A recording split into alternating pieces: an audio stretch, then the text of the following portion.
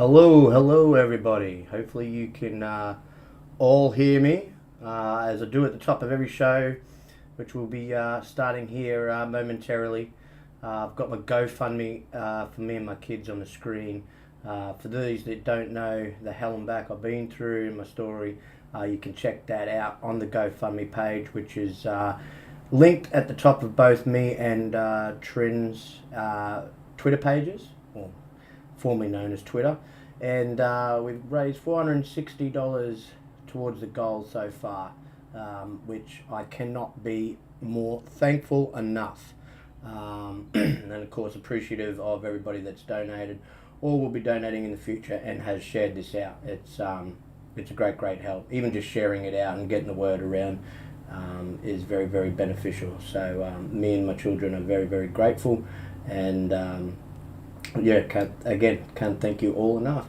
All right, well, we'll be starting here very shortly, and I'm just waiting on Paul, and yeah, let's get into some interesting wrestling topics.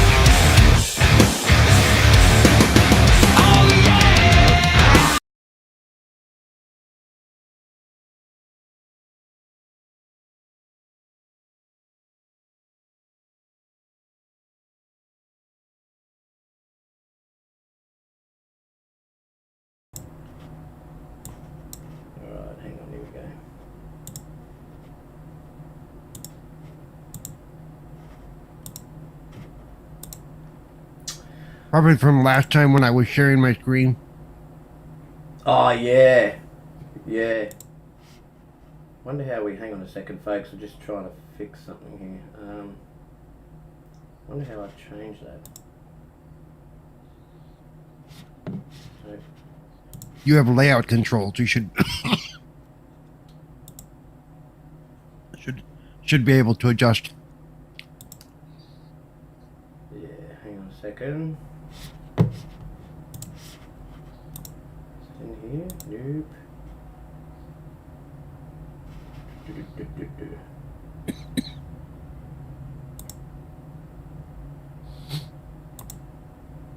Hang on. But we definitely have a lot to talk about because I got questions. Yes, indeed. Alright.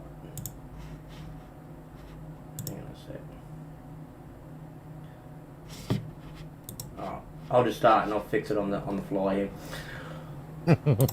Alright, welcome all you wrestling fans to the 13th episode of the Pop-Up Powerbomb Podcast. I'm your host, the Breathtaking One Spooky, and tonight, wrestling fans, we share our thoughts on the weekend's two pay-per-views, Payback and All Out. We discuss TK growing a set and firing CM Punk's whiny prima donna ass, as well as Jack Perry is indefinitely suspended. I don't know what exactly that means for him, but we have much more as well. Hope you all got your nice cold beverages or coffees and snacks. So is everyone ready for some story time with the panel, baby? I hope you all are, because we got some interesting topics ahead. Of course, don't forget to share this out.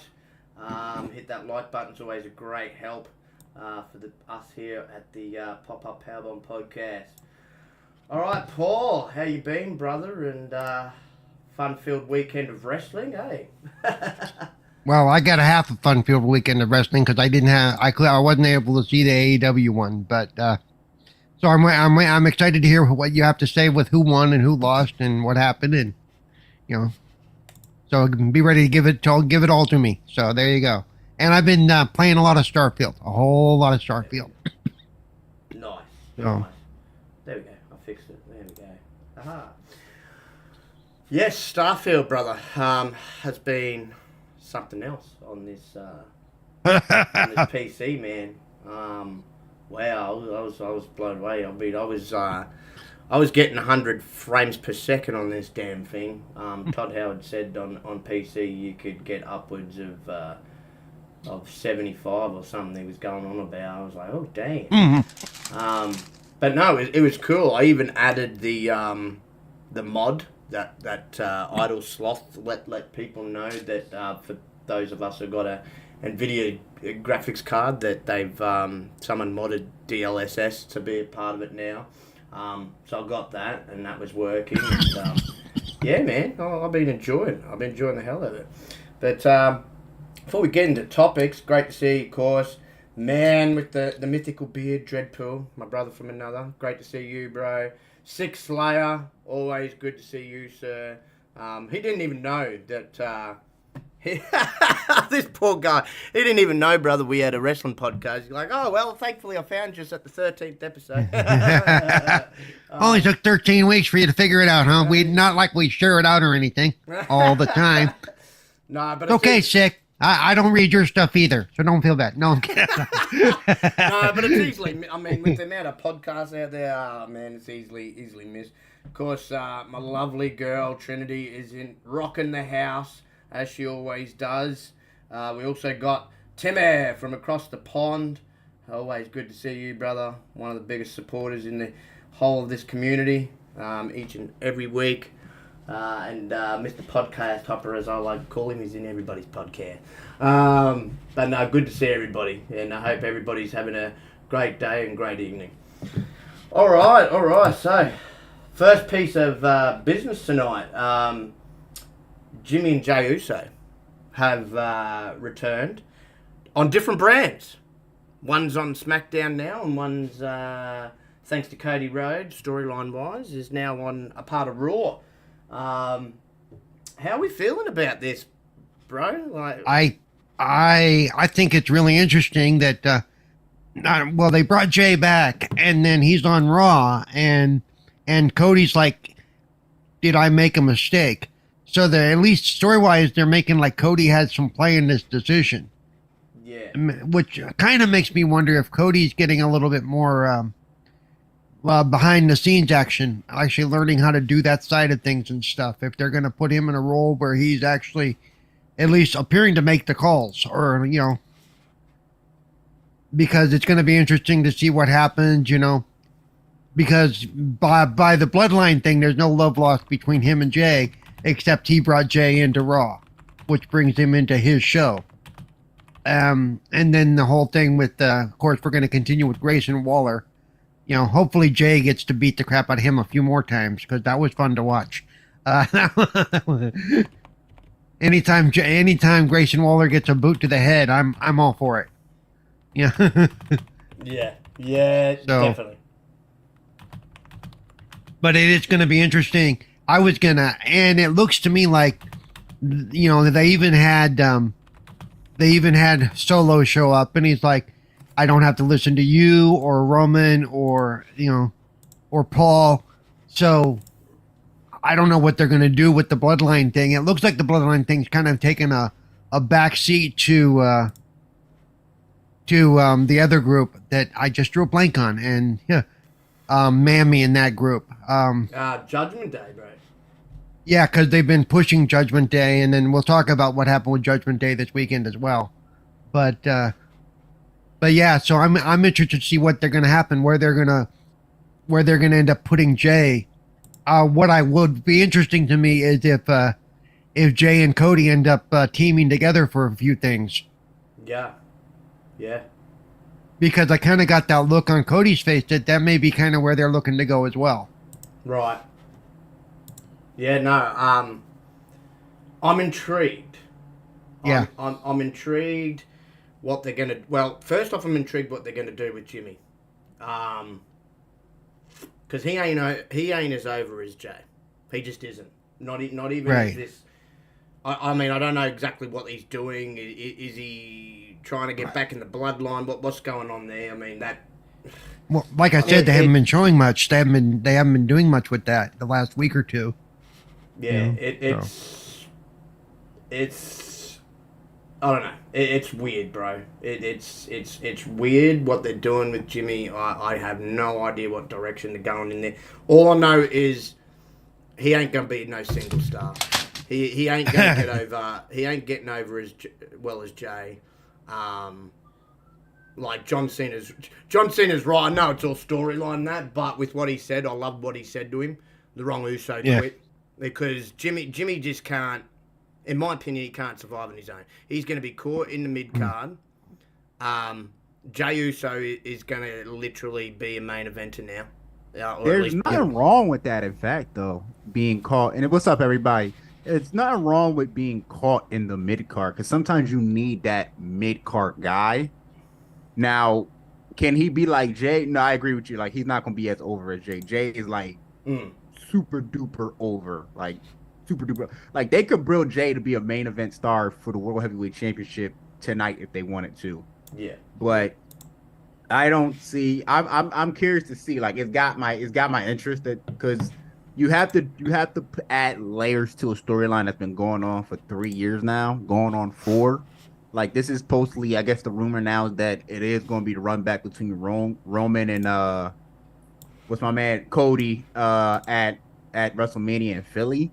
So you gotta kind of like build to this with okay, now Jay's with Cody. He's the op to the family, and so to speak. Right. Yeah, it's gonna be interesting to see what they do. Cause I just don't know what they're gonna do with Jay. That's my only concern here is. I don't want him to be like Matt Hardy. I don't want him to be Matt Hardy. And I mean that in a positive statement instead of negative. Like Matt Hardy without Jeff was rough in the WWE. Yeah. I find that's maybe what's going to happen. Excuse me. Because I mean I just don't even know what direction that's. Jay, I can see the direction they've got direction there with him.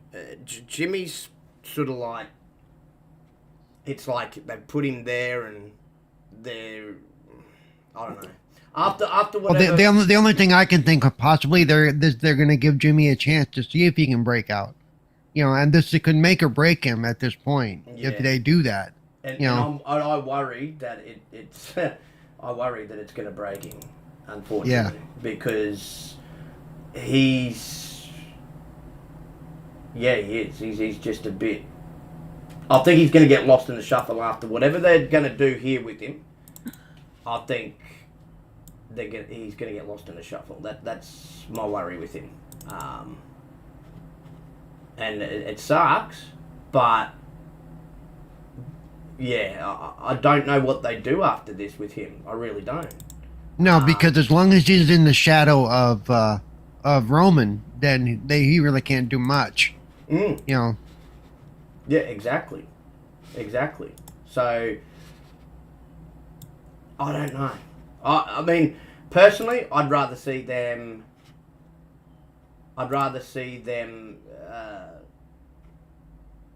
teaming back up with the Bloodline.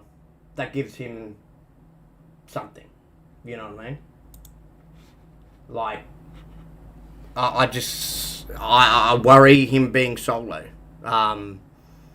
But obviously now they've been a tag team for so long. So I think this is a decision they both came to, that they both wanted to do something new with their careers versus being tag team. Because I can see, like, not every tag team wants to stay together and be known as that's all we were, just a great tag team. We want to be something new. I mean, there was a stretch where the Briscoe brothers, Jay and Mark, God rest Jay, broke apart. But they didn't break apart. They just went their separate ways for a little bit. Yep. And Jay went on to become Ring of Honor champion, and Mark became TV champion. So I get where they're both coming from with this. Yeah. But it can also bite him in the ass. I mean, look at what happened to Jim Neidhart after the Hart Foundation broke up. Well, that's yeah. I mean, that's the issue I have. Like, I can see them doing big things with Jay. Personally, I think he's got a bigger personality than his brother. He could talk more on the mic. Yeah, to really survive on his own.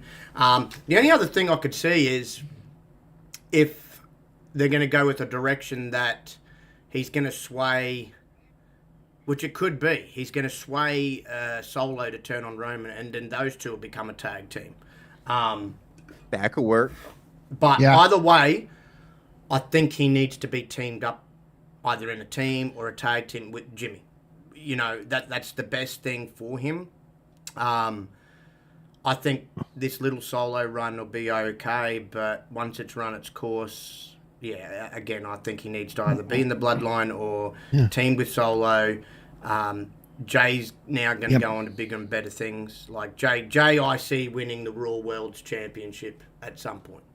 I think obviously once Seth's dropped the title, I don't think he'll... Might be dropping the Shinsuke soon as the next pay-per-view. I would like to think so, but no. No, they've dropped the ball that many times with Shinsuke. I don't believe. That's the thing. I think that they got it now. They figured out how to present him. Yeah, I think that this heel character really does work for him, but I just don't see. And he's been heel before. It's just that this time he's doing it like... Yeah. Oh, my God. I just killed myself. I'm a dumbass. But... Well, he did well because when he wasn't a heel, he got over with the audience. I mean, the audience loves him now.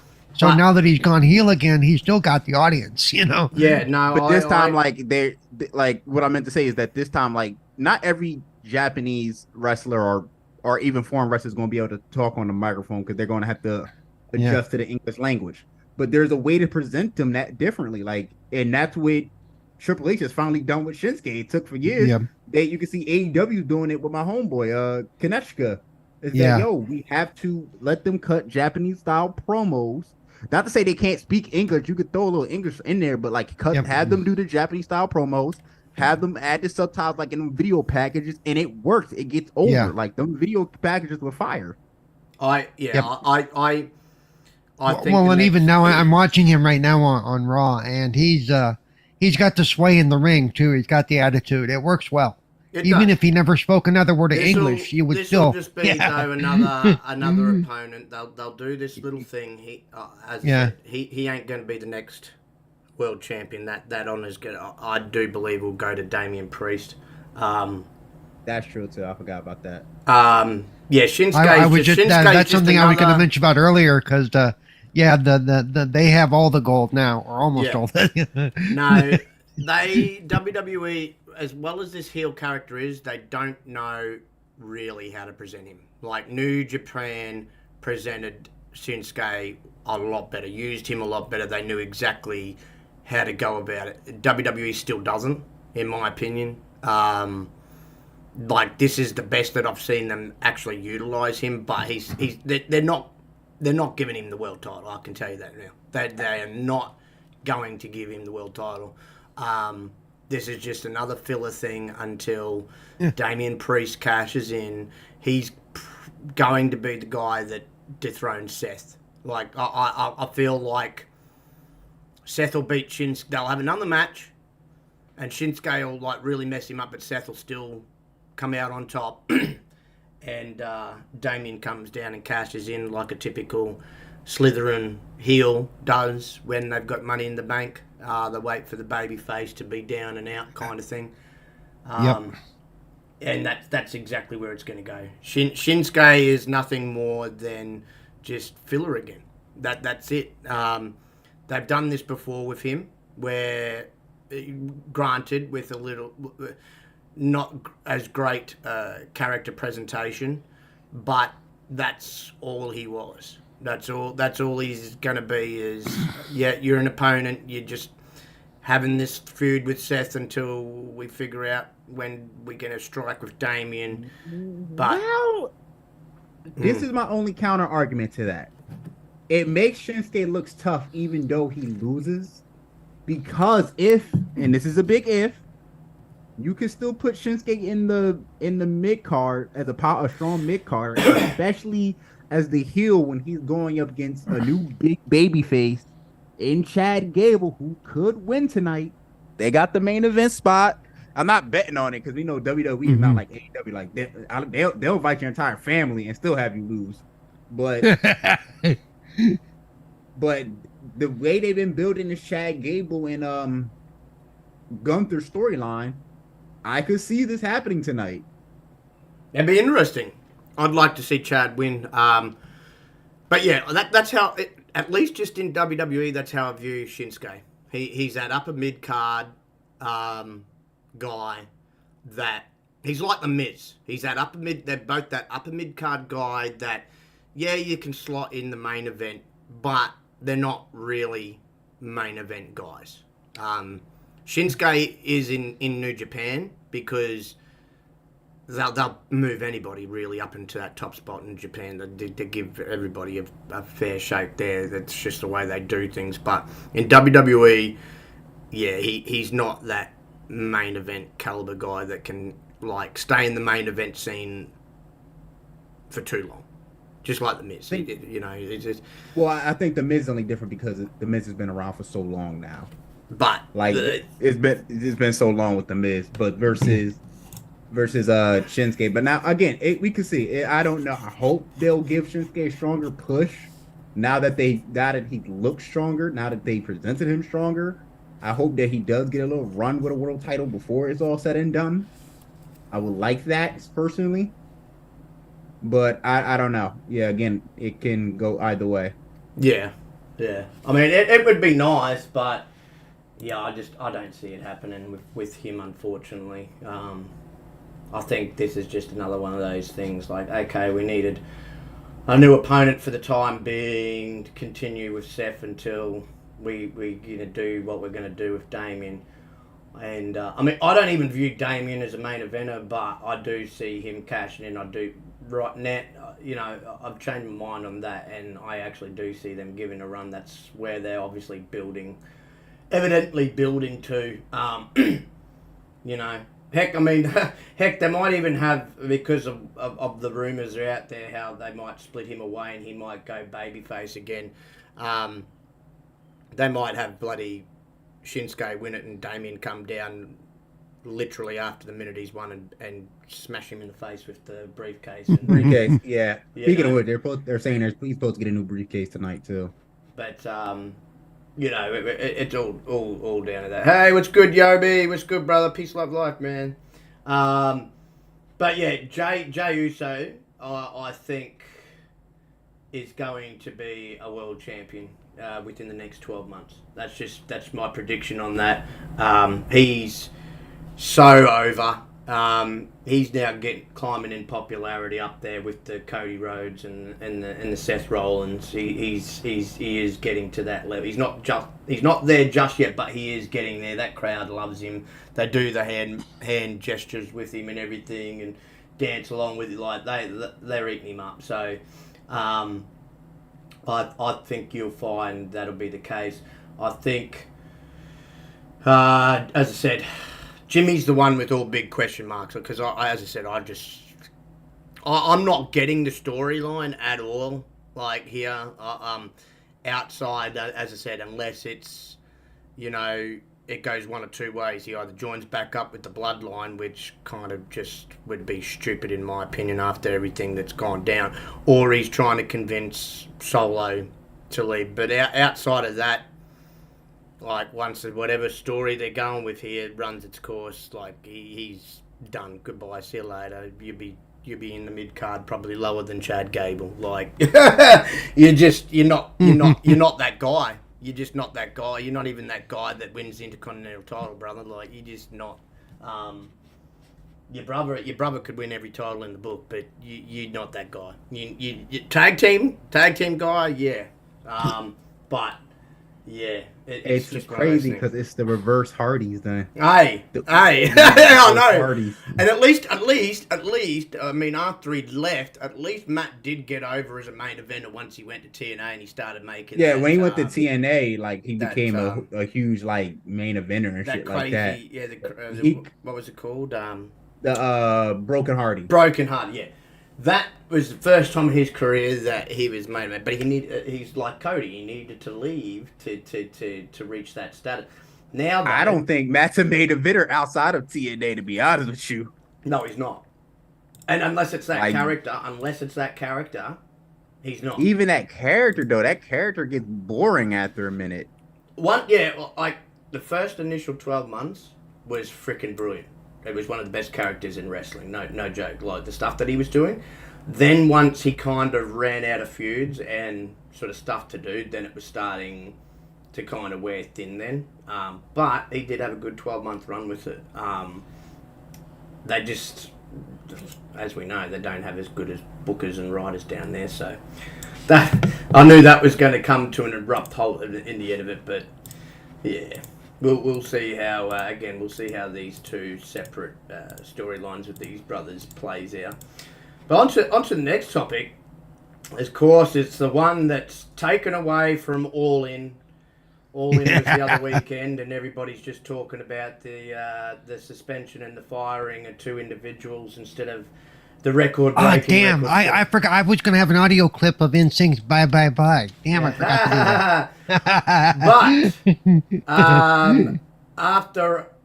But after several incidents, Tony Khan's finally grown a set and acted like a boss, which he should have been this whole time, instead of trying to be friends with everyone.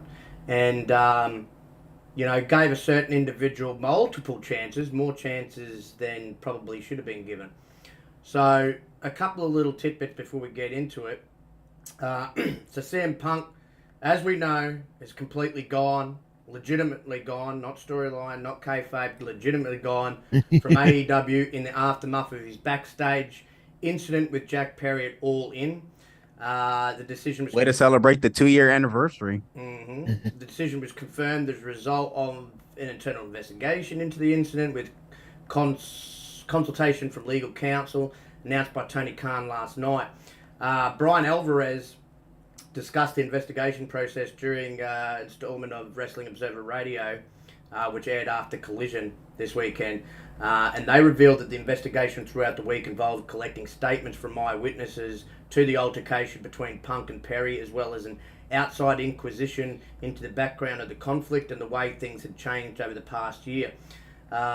This was said to involve a lot of the wrestlers. As for the disciplinary committee that had come together with lawyers and external investigators to help in Khan's decision, Meltzer said he didn't have the names. All three parties came to the unanimous decision to recommend for Punk's dismissal.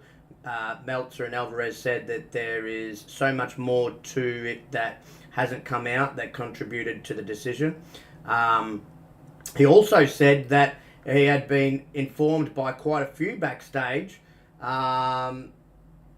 that Punk's alleged lunging towards Tony Khan during the incident. If you saw the actual wording of what was going around, lunging was toning it down. It was more than just lunging. He literally went to try and, beat the crap out of Tony Khan. Alvarez added that Punk's dismissal had been broken to the talent backstage prior to last few days' collision, which happened 2 days ago in a talent meeting. As it's writing, Ace Steel, his friend, his AEW future is also unknown, but likely will be let go. Yeah, he's gone. There ain't no likely. He's gone. He was only there because of Punk. CM Punk himself has told people to expect a very, very explosive response following Piper too. Yeah, Tony Khan. So as we know, he announced it, and then in the aftermath, Punk's told people that he's about to unleash. In other words, I'm going to sue them for everything I can afford to sue them and lose. But, I don't think he can sue them.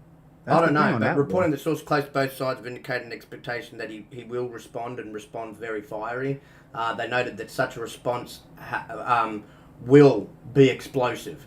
Punk has been unafraid to be outspoken in the past, as we all know, not only during last year's All Out press conference, where he took aim at Hangman Adam Page, AEW's EVPs, The Elite, and his former friend Colt Cabana, but also throughout the time. That motherfucker shares a bank account with his mom. I was like, yo. He was absent following the incident last year's Chicago event when he aired grievances with Moxley, Jericho, as well as taking shots at Dave Meltzer.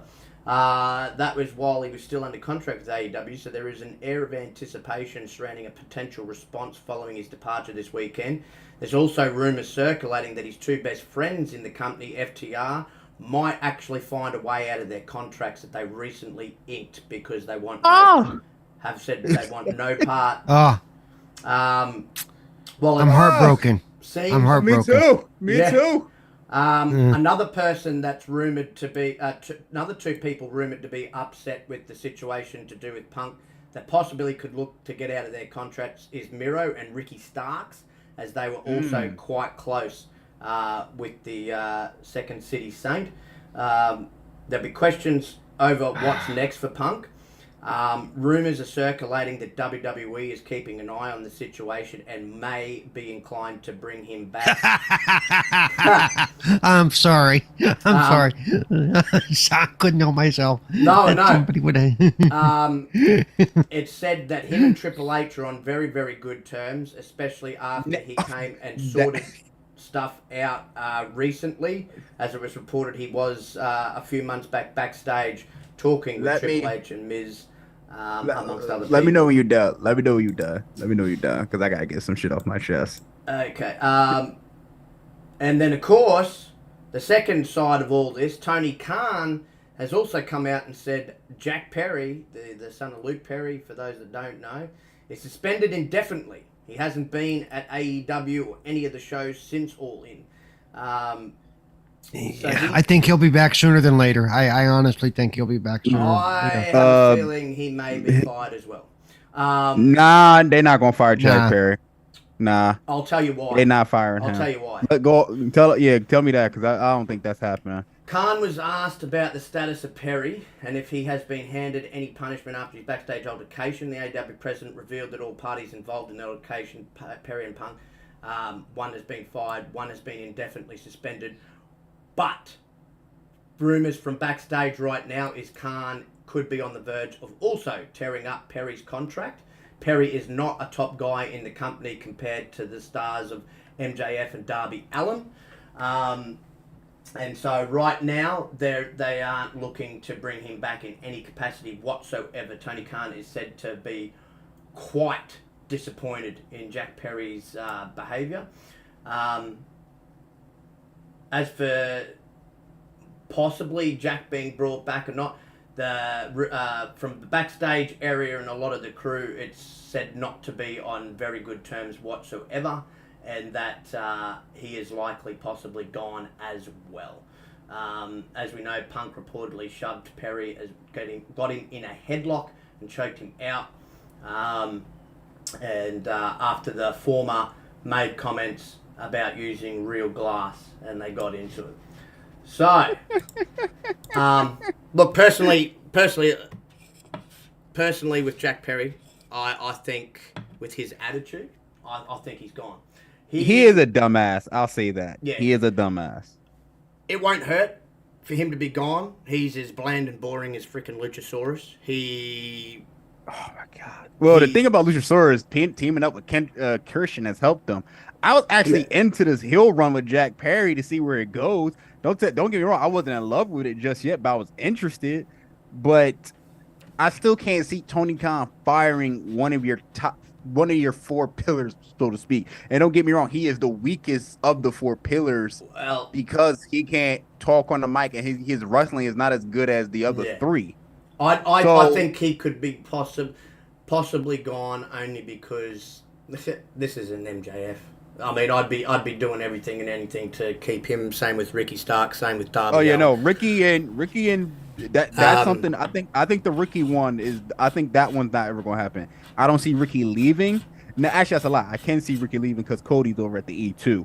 Yeah. But if I'm Tony Khan, I'm doing everything in my power to keep Ricky. As for Miro, I don't give a fuck. Let Miro walk. Let him come Rusev again. I don't give a shit. He has not been popping off since you made him drop the title to Darby. The whole Miro shit has not worked. Let's start with because this is a lot to break down. Exactly. Let's start with Jack Perry. Exactly. We'll start with then we can get right into it. No, I agree. Sick. They should have just fired him straight away. False. I would have. You know, this is the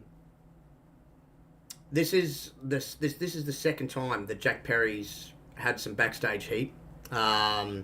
What was the first time? I can't remember. The first time around, it was to do with actually Darby Allin. There was an incident early on with Darby Allin. It was more just a verbal sort of thing, and no one got suspended over. They didn't make a real big deal out. I just remember Alvarez reporting on it, and it was sort of like a real. Well, compared to this, it was a nothing thing really, but. It's been reported that there has been attitude problems when it comes to him. I'm about to say attitude problems in AEW. Stop it. I know, but I think part of that actually comes with because a lot of even the big stars have had those issues, and the matter is can they grow out of them? I was about to say I'm gonna go into that too, Paul, because this is a 3-part conversation. There's the Jack Perry Punk, and then there's the whole AEW locker room shit. Yeah, he's young. Look, what is he? He's about 25, I think he is. Couple years young. Yeah, couple years younger than MJF. At the end of the day, if you're gonna, he needs to make a decision on it. I mean, then definitely suspending's one thing. You've got him out of the way, out of the situation, out of the locker room for the moment. But you need to make a decision whether or not you're going to give him one final chance. But I think straight out fire him. Look what's happened when you've given someone multiple chances, right? Mm-hmm. Jack Perry is just as much as a prima donna as freaking CM Punk. There is no difference between the two from all accounts. Jack Perry has a stinking attitude as well. He does. And the thing is, he ain't even on, and look, I'm all for the firing and that, but he ain't on Punk's level. He's not putting asses in seats. He's not selling merchandise. The top merchandise sellers right now in the whole of AEW are Adam Cole, MJF, the Acclaimed, Kenny Omega, and the Bullet Club. The Elite. I'm not saying the Elite and Bullet Club. Yeah, right. So, and then it was CM Punk, obviously, because he was moving merchandise. Jack Perry hasn't even ever been in the top 5, let alone the top 10 sellers in AEW for merchandise. So look, if you're gonna do something, I say fire him.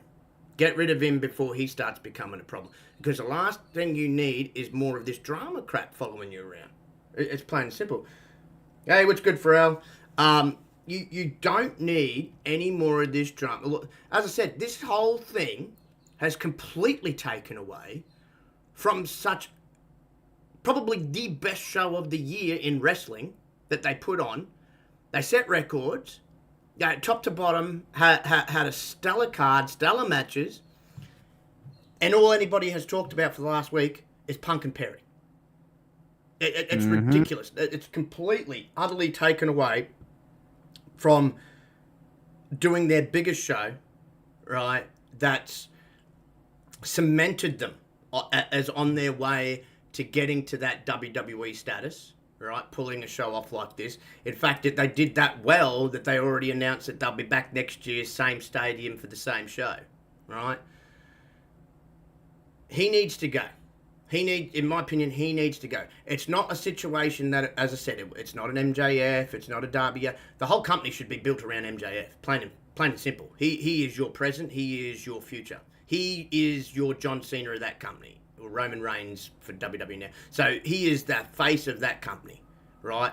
Darby Allin's probably and Ricky Starks are just there behind him. But MJF, that's your guy, not Jack Perry. So I wouldn't be too concerned losing Jack Perry.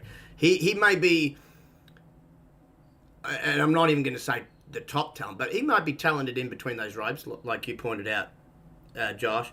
But as a storyteller, no good. As a guy on the mic, no good. And the attitude issues, I mean, as I said, he's already shown this very, very similar attitude to CM Punk. I would have thought his father would have raised him better than that, but I mean, you know, kids don't exactly turn out exactly like their parents. You know, they become their own person, of course, as well. But he's, especially now, I don't know exactly. Apparently, it's gotten worse. So I don't know what's gone on with him for this massive egotistical, whiny attitude change. As I said, it's very, very similar to CM Punk, the way he's carrying on. But you know, it's just I think he needs an adjustment, and I don't know if, you know, a suspension is going to really be enough, because what's to say that he doesn't come back and there's more issues? You know what I mean? Like, you've just got. I have a perfect solution to this. That's the thing.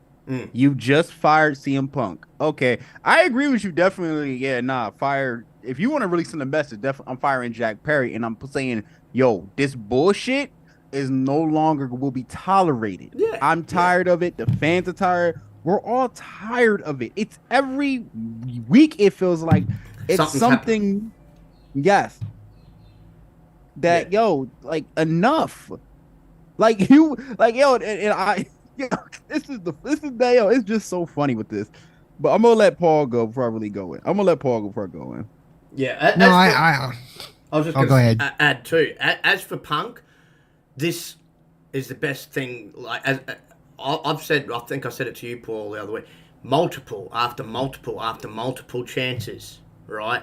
Tony gave him his own freaking show. Like, you gave Bill him too fumbles much. it. Yeah, you gave actually him too much power. that was going to be one of my questions. What's going to happen to Saturday night now? Who's going to? Nothing. It's Daniel. It'll be Brian Daniels and Jay White. That's their show now. Yeah, but he still learn from your mistake. Don't even give either one of them full control. Right? Don't give any other wrestler. I trust Brian Danielson more than anybody. Well, you know, I'd put it this way. He's already got enough control as it is, because he's technically a part of the writing team. Like, he's actually wrote programs already for a few matches. He was doing that in WWE too. That's about all the power you'd kind of need, you know, as well as, like, you know, Kenny's fine in my opinion. I know people. That's the thing. Kenny would do business with CM Punk. It was the Bucks that didn't want to do business because they didn't want to deal with his bullshit. Like, and the Bucks have a right to be petty. And look, Kenny, what I was going to add is he's fine in an EVP position because the power hasn't gone to his head whatsoever. Like, he's admitted he didn't even want the world title run that they ended up going with him. I think it needed to happen because the fans were screaming for it, and I think that's why they did it. But he's happy to just put on stellar matches and put people over. Like, that's what you want out of an EVP, because there's a lot of people in the past that have gotten into that position, wrestler-wise, a la Triple H, who was hated for it for years because he always constantly made sure he was in the world title picture, put the belt on himself, and people hated that. And Kenny's the complete opposite. Kenny's there to really help people, and you hear nothing but glowing reports about what he's like backstage, and how he likes to build others up and help others out. So, same with the Young Bucks, to be quite honest. And I know, you know, they sometimes get reported, you know, they're a bit egotistical, but I don't think those reports are fully true, because I've heard many other glowing stuff. You see glowing stuff on BTE, where you see a lot of these wrestlers have come to them because they're even, hey, can we run something past you, and can you talk to Tony about this? Or can we run something by, do you think this is worth talking to Tony? You know, and they're very receptive and helpful in that regard. Do I blame them for not wanting to have anything to do with CM Punk? No, I don't. Not after what transpired at All Out last year. Kenny obviously is a little bit more. Kenny's got Don Callis in his ear. That's why Kenny was like, "All right, I'll do business." Because at the end of the day, that's like, not everybody in the wrestling business like each other, but you're able to put your grudge aside. And this goes back to the whole Tony Khan shit. Yeah. And I was shocked. I was very, very shocked that he fired CM Punk. I did not expect that. I actually just said, "Damn." I said, "Damn, Tony, I was unfamiliar with your game," but it goes to show, like, bro, this is his first ever Vince McMahon move. You fired your star wrestler, the dude you wanted to get here forever, and you fired him in Chicago. Okay, that's ballsy. I'll give you that. Yeah, but look, at the end of the day, the thing is, Sick, you're not wrong in one sense. Since they signed him, if there's been any drama, Punk seems to be at the center of it. This time around, he was at fault, but it was Jack Perry that actually instigated the whole thing.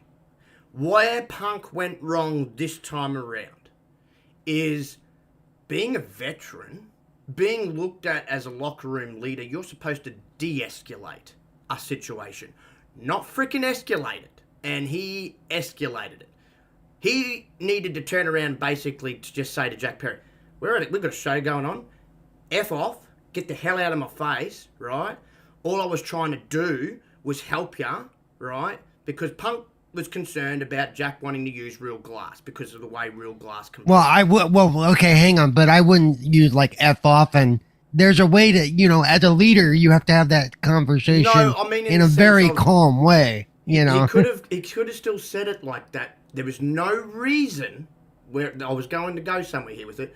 You could have told him to piss off. You could have told him to F. I don't care. Use your words. How about, no. How about the boss says, yo, we're not using real glass. Period. Well, if you want a job here, you're going. That's exactly. What it was all over, right? You don't need, bro. If you don't want your talent to use something that you think is a bad idea, why the fuck are you sending CM Punk? You are the boss. You want to work for me? You will do as I say. But no, Tony Khan don't want to do that. He wants to be your friend. Exactly, Yobi. Exactly. Look, I was a fan in the day of Punk, but this, over time, he's become a whiny, entitled prick, to say the least. But he's always been a whiny, entitled prick. No, he hasn't, though. That's the thing. He wasn't a problem or an issue back in his Ring of Honor days. He wasn't a problem for the majority of his WWE run. He wasn't. Until he got big. He could be, but most of the reports, if you go back through it, he could be a little bit difficult at times to deal with, but nothing on this scale. Nothing It makes on that this scale. Triple H promo make more sense. Nothing. You know, nothing on this scale, as I said, and I don't know what's gone on with him in the sense of like, does he like believe he's a lot bigger than what he actually is? And I'm not saying that he's not a big star. Obviously he is. Most people in the wrestling world know who the heck CM Punk is, right? Especially since he did that the pipe bomb promo, right? But I don't know. His attitude has just gotten worse and worse since his UFC run went kaput and didn't go the way he expected it to go. And I'm not saying that that's the cause of it, but he's changed. Compared, as I said, again, like you go back through Ring of Honor and TNA, no one had a bad thing to say about him. He was easy to work with. Got to WWE, he was reasonably good. You know, there wasn't a heck of a lot of report. As I said, like he was. You could say it sometimes on some issues. Maybe he was a little bit difficult, but none of this prima donna crap that he's been pulling here. Like, he legitimately, I think, thinks that he is bigger than absolutely everybody on that roster. Well, I'm sorry, there's a guy called Chris Jericho, bro, who's wrestled longer than you, who, in my opinion, is one of the greatest of all time, who's a bigger name, right? In reality, he is a bigger name. You know what Punk issue level. is? It's Yeah. Spook, you from New York, right? Yeah. So I think you know how sometimes you get those OGs that are like, I know what's better than you. Mm-hmm. That's Punk. Yep. Punk is the dude who's forcing himself to be the OG instead of letting himself be the OG. He's forcing everyone to recognize me as that OG. I'm the leader. I'm this. I'm that. Instead of like, yo, just let it come naturally. And real shit, most of them dudes be like, bro, I'm like way older than you. I do not need you to be my OG. Like, that's one. It reminds me of Game of Thrones when Joffrey's going, I'm the king, and one of his advisors goes, a good king doesn't need to tell people he's the king. But this is good now for Tony Khan, because before this, I mean, we all said it, we were all thinking it. He had no balls. He might actually finally start getting some respect as an authority, as the boss type figure. It's your company, dude. You got to make tough decisions like this, you know? And this needed to happen for your company to continue to move in an upward trajectory, because whilst this drama kept going on, every 2 steps you would take forward, you'd be taking 3 steps backwards the minute drama, came to fruition and escalated. So I'm glad that he made this decision. Would it have been a hard decision? Probably. Just because you know that there is a fan base that was turning up, and not just in Chicago, to see CM Punk, right? You know, yes, he's a name. Yes, you know, people. He was putting some butts in. I'm not going to say all, but he was putting some butts in seats, right? Helping along with it, right? But when he ain't even in the top 5 merchandise sales, when you've seen that number, that should make it a little bit easier. Knowing, okay, maybe I have built this collision show around the wrong person. Yeah, you did. You wanted to build a show around a person, build it around a guy that's going to carry it for the next 25 years. MJF. He's your number 1 seller. That speaks volumes to me. He is the biggest player in the whole of AEW. That's why I said, you need to get on top of that. You lose him to WWE, your company, kaput. Bye-bye. You may as well kiss your company. You may as well fold up shop. He is the next big thing. And he's right there, and he's well on his way. I would be bending over backwards. I don't give a crap how much money you got to pay him. That's my John Cena of AEW. That's my Roman Reigns. That is the prize, right? If he goes to WWE, oof, you're going to be doing it tough. Because, look, I love Darby Allin, but he's no MJF. He's not. He'll always be at just that level, just below him. Like, great talent, main eventer, yeah. The only other guy that I could see you making like a face of the company kind of thing, but he is a bit older, he's in his 30s, I think, is Ricky Starks. But I'd be still doing everything in my power to keep MJF, because Ricky Starks could go at any moment, in my opinion. Like, he really could, because he's pretty close.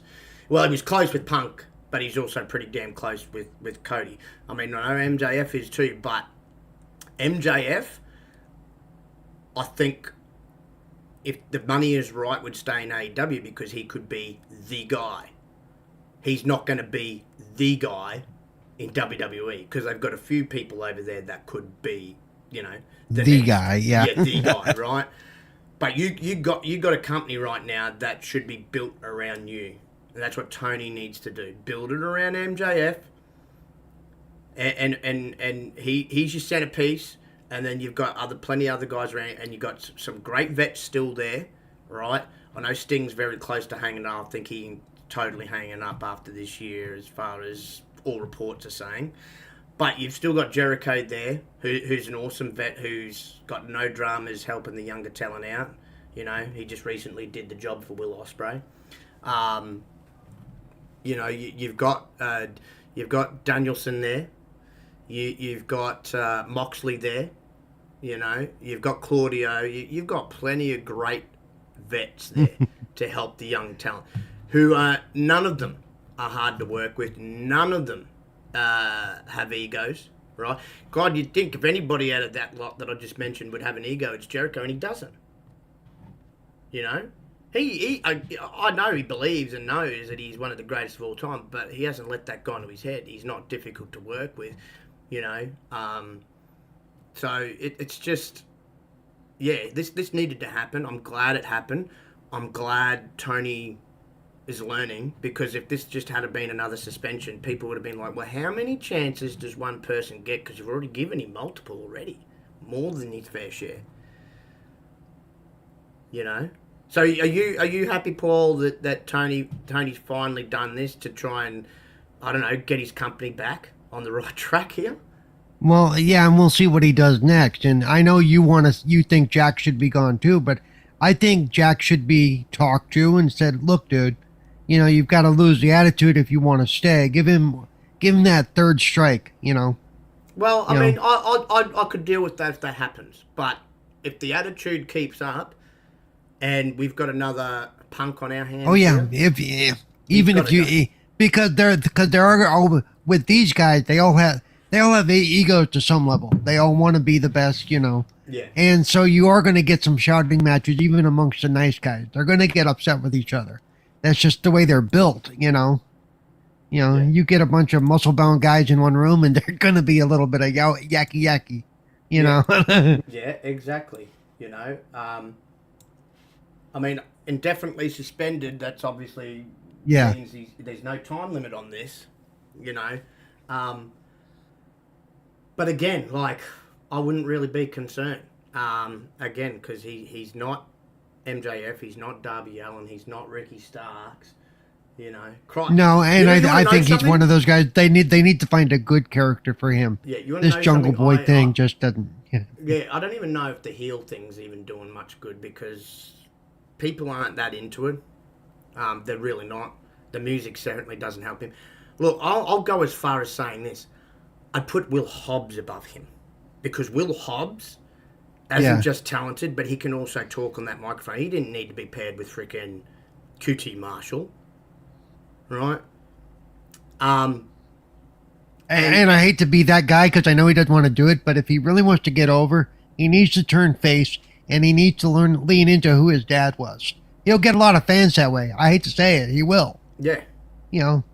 I just think, you know, again, like, if you maybe give him one more chance, but seriously, if he slips, you got to do the same thing. You got to be quick. You got to be swift with your decision. Don't muck around. Yep. Because, as I said, the last thing that this company needs is continued drama.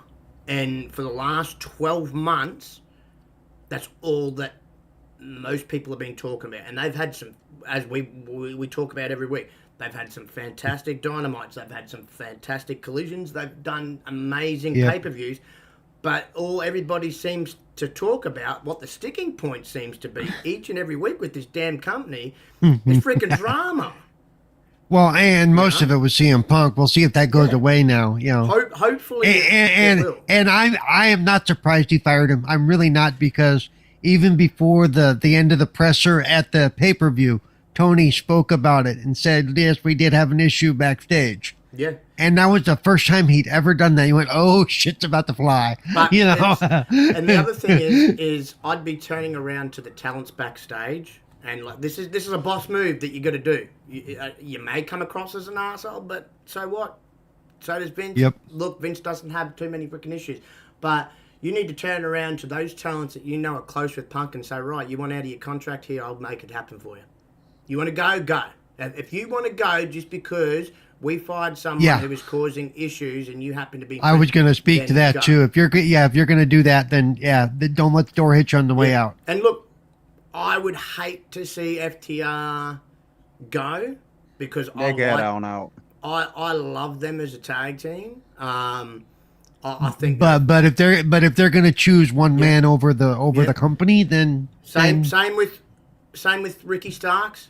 Yeah, I mean, I love Ricky, but again, you're going to chuck the shits and you're going to start acting up too because you one of your best friends has just got fired.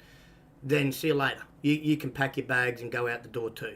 And anybody else who wants to join them, by all means, because you don't need that dissension there. And from reports recently, there is still a little bit of dissension there, because when he broke the news, you had half the locker room that was all down and pissed off about him being fired. You got half the locker room that was jumping up and down for joy like they would go into Disneyland. You need to get this locker room back on the same page, because if you can't, then you're going to have to fire or let go of some other people before more trouble starts, you know. And I know FTR, for example, granted they haven't got the egos, they don't go out of their way to cause drama and that, but they're very, very stubborn like CM Punk. They have been known to be a little bit difficult to work with because of their stubbornness, because they will stand up for their friend. And in this case, it's like, well, you know, your friend was in the wrong, right? Not saying you can't be friends. I mean, you can still be friends with him. Go around, have dinner with him, do whatever. But this is my company, and you ain't going to dictate to me and go, oh, but please, Tony, you know, it's Punk. He's our friend. Yeah. Sorry, I'm not going to have that drama continue because it's taken away from everything. Sometimes part of being a good friend is going, dude, you fucked up. Yeah. Seriously. And I'm quite sure, I'd like to hope that I'm quite sure that Dak turned around to Cash when Cash recently got in trouble and said, hey, dude, you messed up here. You're stupid. You did something silly. That motherfucker Cash threw up the X like as soon as he walked up. I'm like, nigga, sit down. Sorry for code switching. No, seriously, like, you know, that's what a good friend does. Hey, look, I love you, but you've messed up here. You know, and now you got to pay the consequence. The good thing about this is if they're smart, you've just signed very, very sort of multi-year lucrative deals here. And I don't think WWE would have you back because you're that old school tag team. And they've gotten more over in AEW than they did in WWE. That's just my opinion. Because I think AEW, you know, appreciates their old schoolness there, and I think it's good. As I said, they're the new age version of Arn Anderson and Tully Blanchard for me. That's why I love them. They've got that real old school knock around style from the 80s. And I dig it. But I hope that they're thinking about their own families and their own futures and their own paychecks rather than their friend. Your friend's got millions and millions of dollars. He will be fine. He's on a show called Heels where he's earning money now too, right? So he is perfectly fine. He also commentates, I do believe, for an MMA company as well. Yeah, it's a Cage Fury Fighting Championship. Yeah. I work for them. So he is going to be fine. I've actually met him. Yeah, he is going to be fine. But look, Tony Khan needed to do this. I think we could all agree upon. And I think it was long, long overdue. And at the end of the day, you've got to protect your company, and you want to keep that positiveness around your company. That was one of the biggest things, right? Before Punk got there, you didn't hear of any drama going on, right? Everybody was enjoying it. Sure, there might have been some guys backstage that really look at Eddie Kingston. There's 3/4 of that locker room he doesn't really like, right? But I don't know if that's kayfabe or fact. No. No. Some of it's true. A lot of it with him is true. I think maybe like for story wise they've extended upon it, but like he leaves the BS at the door and can still work with someone that he may not send a Christmas card to, for example, right? That's the type of people you want in your locker room. You don't have to be best friends. You don't have to get along. As long as in every job I've had, there's always been at least one person that I wouldn't piss on them if they were on fire. Exactly. Now, if they weren't on fire, I might piss on them anyway. But but no, as long as there's that, even small bit of respect there, so you can just at least work together. I mean, as I said, look at FTR and the Young Bucks. FTR and the Young Bucks do not get along. They don't like each other. They never have. They probably never will. But they've got enough respect there that they can still work with each other and work with each other safely, right? Sure, after their match, they're not like other teams or other people that can go backstage and have a beer together, but they respect each other enough to go, right, cool, we're doing a match together, we're in a feud together, no worries, let's go. And I think it's good because the heat between the two, they can make that work into a storyline. They're professional about it, and that's what you want. And there's so much positivity around that locker room. Hopefully now they get back to having that, and everything, all the focus can be put back on the shows and pay-per-views that they put on, which we know in this day of wrestling, they do. They have some of the best wrestling, maybe not always storyline, but some of the best wrestling that you can watch and tune into. Generally, they're putting on, as I said, a lot of 5-star matches, or at the very least, good to excellent, cards. But yeah, we'll see where we go from here. But I think this needed to happen. And again, at some point, he's going to have to make a decision either way, whether he's given one more chance to Jack Perry, or whether he's going to decide he's going to go to.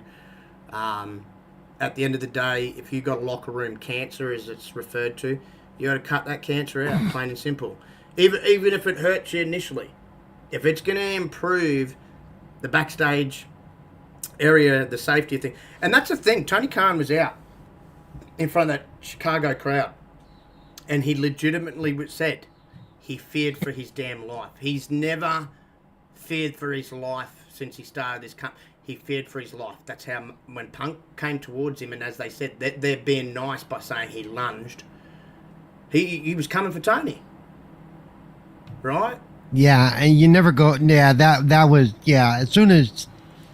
Yeah, I didn't see. This is the first I've heard that he actually went after Tony. Yeah, because it happened right in front of Tony, right? He was choking him in front of Tony, right? And then he obviously jumped and went right towards him, screaming at Tony, "I quit! I'm quitting!" Right? I would have said right then and there, "We're good. We're not even going out for your match with Samoa Joe. We'll quickly rush around, find another and pay him. Piss off. Goodbye."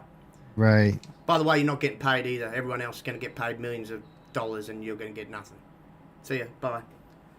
Oh, you find your own way home too. I'm not paying for your plane ticket home either. I would have been arsed like that. I would have been arsed like that, And I certainly wouldn't have messed around too. As I said, he said Jack Perry home immediately. I would have done the same to him. I wouldn't have let him hang around for an hour after his match. Nah. Goodbye. Okay, maybe at the end of the day, you have to send him out there for the match. They were the first match on the card. As soon as that match is over, get the hell out of here. Go. You're not wanted. Your match is over. There's no reason for you to be here. See ya. Oh. Yep. Yeah, you got to finish off. And if he wouldn't have been the first match, he may not have even gotten that far. But they couldn't change things up that quick because nobody else would have been ready. No, exactly. Yeah, exactly. But. I still would like you. I think you said it yourself. He shouldn't have let him stay for an hour after it. I would have been like, go have your shower, pack your crap, and get the hell out of here. This is our biggest show that we've ever put on. This is something that we can build upon, and we don't need you here messing with it. You know, especially at the fact that he came towards the boss that you didn't even, who's bent over backwards for you, right?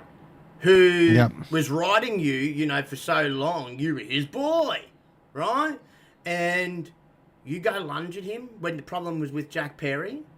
Like, come on, bro. Like, that was, in my opinion, the final nail in the coffin. You went at someone who's had your back this whole time. That people have been screaming at, going, stop having his back. Stop backing him up. Stop tapping him on the wrist and saying, it's okay. It'll be fine. Oh, and we're going to give you a shot. Like, no, you babied the man. He took advantage of it, and now look what happened in the end of it. So, you know, as I said, if it happened with Vince, if this had been Vince, this is the big difference between TK and Vince. Vince would have sued his ass. Yeah, Vince don't play. Yeah, Vince would have called McMahon, the the boss is Vince. Vince McMahon, the boss is Vince McMahon, the character. Oh yeah, he would have called the cops immediately. There wouldn't have been any mucking around on it.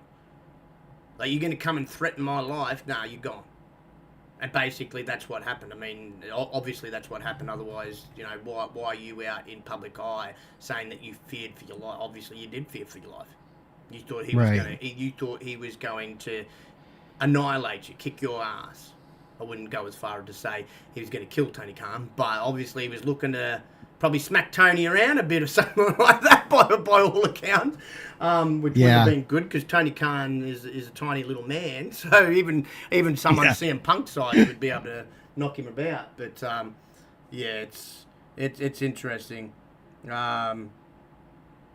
know, it's interesting. But look, Tony, shout out to you. You're finally going to get that respect now. I give him credit. You went outside on Chicago and say, yo, this dog is fired. Yeah. I mean, they booed him, but if you rewatch it, there was a lot in the crowd that were cheering him, because he went on to mention, see, I didn't even realise this. He'd actually lived in Chicago a lot of time himself. I think he mentioned to the crowd that he did some schooling there or something as well, or something like that. But there was a lot of that crowd. You knew instantly, regardless, he was going to get booed, because, you know, you're in Punk's hometown. But there was a lot of that crowd that was cheering him and cheering for his decision. Like, no, good job. Like, okay, yeah, he might be our guy, or he might be from here, but you had to do what was right for this company, for that locker room, for the safety of others, and, you know, numerous, you know, positives out of it. You know, and he kind of made it clear. It was the first time that I've heard him take, because I've listened to the whole thing that he was saying to the crowd. I'm like, this is about damn time. Where is this Tony Khan be? You need to be this stern guy. You are the boss. You got to start acting like the boss, right? And the last thing you want, as I said, this is what played in part the demise of WCW, along with a lot of other things, was the drama that constantly was backstage at WCW. They never, you know, Bischoff and Rutten never bothered to do anything about it, you know. So it's good. It's good because hopefully now, as I said, they can move forward. They can move onwards and upwards. And hopefully the issue is now taken care of. Again, if you're going to have issues from some of his friends backstage, well, hey, look, that's all you got to be, that firm with them. Look, you want to go, you want out of your contract, we can work it out. You know, we can work it out. We can get you out of your contract. You can go wherever you want. And if that's what you want to do, that's what I would be doing, because you just don't want anything more to arise from this. And the talent needs to understand that, you know, regardless that might be your friend or that might be your boy. You know, he messed up. And as I said, he's stolen all the headlines. He's taken away from one of the biggest shows in wrestling history, which it shouldn't be the case. This whole week should have been talked about All In, the records that were set, the fact that they done amazing in-house ticket numbers, like even better than what WWE had done. Actually, tickets and people sold, and people actually, and because we know WWE like to inflate their numbers, they always have. And Tony, being a statistics guy, actually had the proof to back it all up. That's what it should have been talked about. And it wasn't. So, but moving on to the next topic, another interesting one before we get into both the pay-per-view discussion.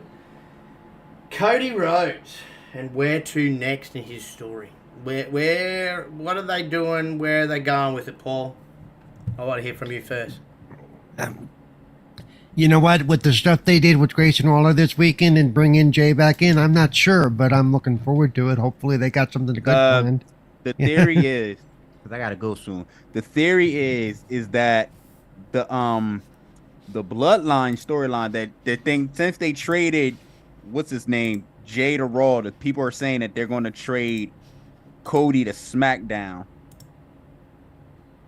Okay. Okay, again, that is theory. That would be. I think me and Paul have said that numerous times. That would be an easy thing to do. We said that would put him back in line with Roman. Otherwise, as we said, the only other way it could happen is if he wins the Royal Rumble. Yeah. Where he gets his choice, I don't know. I really don't know. If they're going to start hyping back up, the finish the story thing, that's what they could do. I mean, you know. Because right now I'm a bit, myself, I'm a bit confused as what they're doing with it. It just seems like he's there every week on a show, and that's about all they're doing with him. And I'm like, well, another thing was the rumor was that he was supposed to do a Bray Wyatt storyline. Well, he was. So but obviously thoughts and prayers are still with the Bray Wyatt family and friends. But that obviously all changed for what we all know. Okay, they passed. So I don't know. I think they got to call audible now. Just like figure out what we're gonna do now. Yeah, I don't know where they're going from here. I really don't.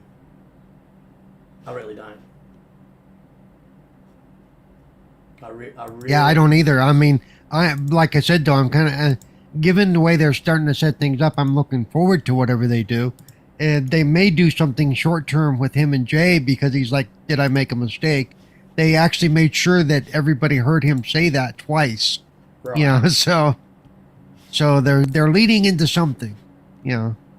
And like we said earlier, maybe they're going to team him and Jay up and throw them up against the bloodline together, you know.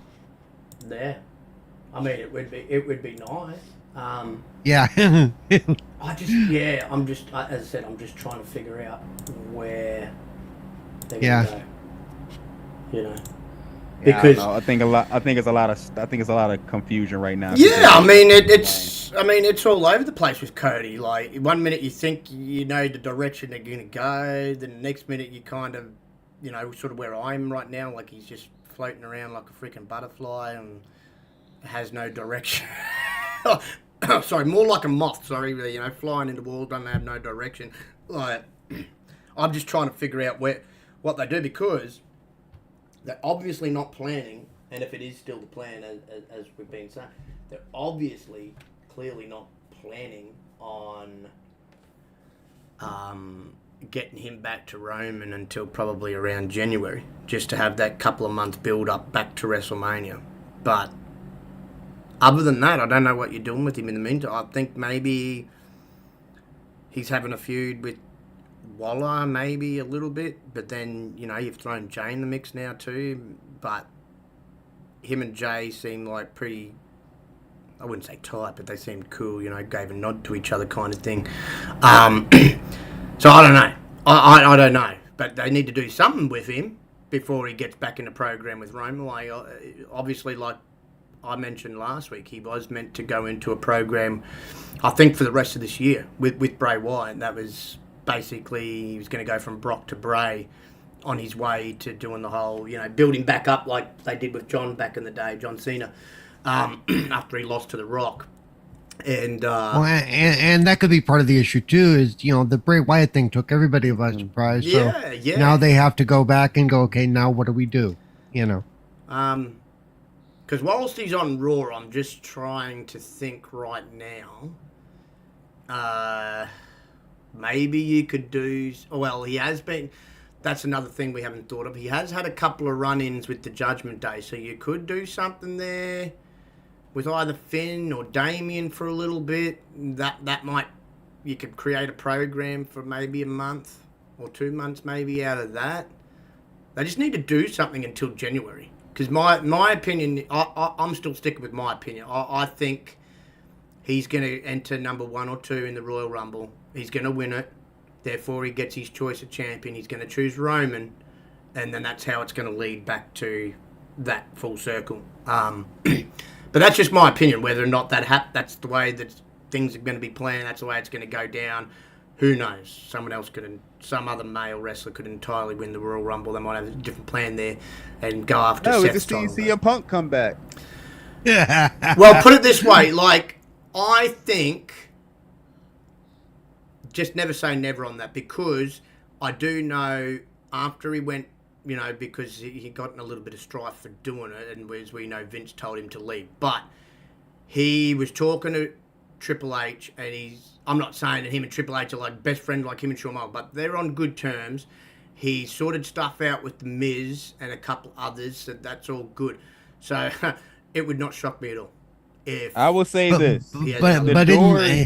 Go ahead, Paul. Didn't Vince tell him to leave? I mean, wasn't that a get him out of the building type of situation? Vince told him to leave because he was still under a contract. Oh.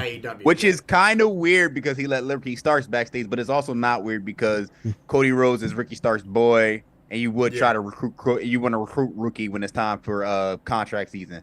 You want to try to recruit Ricky, but Vince has always been open about no matter how much bad blood we left on, you can always come back to the company. Yeah. I got a list of people who would never go back, and the list is only 2 people. It originally was 3 people on with Cody, but since Cody came back, the list has only got 2 people on it, and that's CM Punk and Gail Kim. Everybody else is. Well, you're right on Gail, because she's retired, so that's never going to happen. She's coming out of retirement for the Impact match, but she would never go back anyway. She hates the E. Like, when she left, they was in a battle royale. Her last day, she just hopped out of the ring. Nobody eliminated her. Nope. Like, she's never going back to the E. But everybody else, I can see. We all know Mercedes is coming back to the E. It's just in a matter of time. I can but do they want to do they want to? Remember, it's not just Vince anymore either. Do the new owners want to put up with this drama too? That's so. The last rumor I read was the last report from Sean SRS and Fightful said that at the end of the day will be Nick Khan's decision. Yeah. Sean Ross Sapp's good. So it is. It could be. It could but be that. I think. I think he'll come back. If they do, also if they do drama, bro, I can tell you for a fact it ain't being put up for long. No. He got one strike. He got one. I believe we will see. It's over. Yeah, I no doubt about it. I believe we will see CM Punk back in the WWE. For me, it's a matter of when, not if. But I agree with you, Josh. I think he'll be told, you come back here, there's to be no drama. The minute there's drama, you're gone. And this is his last chance to get a Hall of Fame recognition. Probably outside of ring. That's the other reason why I think he goes back, is because he's talked about that he wants to get into that, and I personally think he could go back tomorrow because he's been fired. He's not under contract. So. Well, we don't know about what's the thing called when wrestlers like get out of a contract? Well, that's the WWE make sure they put in that no compete clause. It's a Tony Khan's never been known to draw up contracts like that. So as I said, not that I expect. Hold up, shit. No, hold up. They did it for Kenny Omega, because when Kenny was hurt, they made sure to get hold up, Kenny. You gonna give me back these matches that you missed? No. That they added. Yeah, he will do that similar to WWE. He will add time from injury, but as far as I and most people are aware, he doesn't put in that no compete clause stuff at all. Hence why Cody didn't exactly have to wait too long. It was just more about signing contracts and organising a date. But there was nothing. Once his contract was up and he told Tony, no, I'm going, there was no compete clause or anything. He could have gone back to the WWE the very next day. Like, pretty much he could have done what Scott Hall and Kevin Nash did back in the day, where their contracts had run out.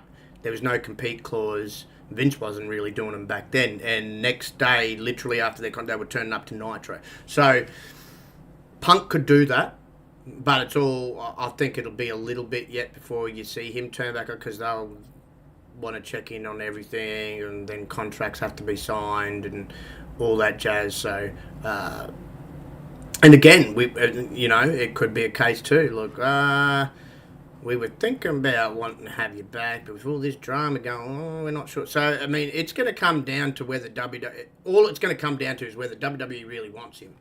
Because I think if the money's right, he'll say yes. Right, he will. And I think personally, maybe he was playing. It might be one of those situations. You know how you see, like, mainly with basketball, recently with James Harden. You see people purposely play up to try and get out of situations. They purposely play up, purposely do it. Maybe this could have been one of the cases that he was purposely being a prima donna, egotistical asshole more than he ever has been, because he really wants to be back in WWE. He doesn't really want to be a part of, a second-class promotion, because and I'll take Triple H's words on that, because they're not. They're on their way. They're on their way to being on to WWE's level. This Wembley show's definitely proved that, but they're not there yet. They're still. They're taking baby steps. They're still in their infancy. What, they're 4 or 5 years in. 4 or 5 years that's old. why. Hang on, before, because I really gotta go soon, because I gotta do something at 10, for class related. But they're always going to be a secondary company, because at the end of the day, you're not taking over the WWE. No. They'll never. Yeah, I agree with you. They'll never. They're never. And also, this is my final thoughts too, chat. And I thought All Out, All In, Payback were all great shows. I really thought All Out was a great show, because they really needed that show to be great after the whole CM Punk fiasco, and they all delivered. Shout out to everybody that wrestled on that show. But it's just that this is the bullshit. You've been around 4 or 5 years now, and you're still doing the same bullshit that WCW got WCW killed. You would think, Tony Khan, you old enough, you're a wrestling historian. You would think that, maybe I'm seeing the same shit that happened in WCW when I was a teenager and a kid happen in my company. There's a reason why Vince is known as a bad guy. Not because he's done a lot of shady shit. He's pissed off a lot, but he's also made sure people realize that, you are not above my 3 letters, the WWE. You made Punk become bigger than your 3 letters in the AEW, and it nearly destroyed your company. Yeah. He needs to take. They just need to do their own thing. Don't worry about WCW. Don't worry about TNA and trying to emulate them. You need to. I've said this many times. You don't want to be exactly the same, but you want to emulate 2 companies. Emulate New Japan. Emulate WWE. That's the thing. They emulate New Japan. They basically stole their whole flow. New Japan and New Japan. Emulate WWE. Don't be exactly the same. But those 2 companies have been in business for years. Both those companies do things correctly. Otherwise, they would be both out of way by now, like WCW. So if you wanna do things similar, again with your own spin on it, but similar, do it like those 2 companies that are still in business, have been in business for years, and are still going strong, right?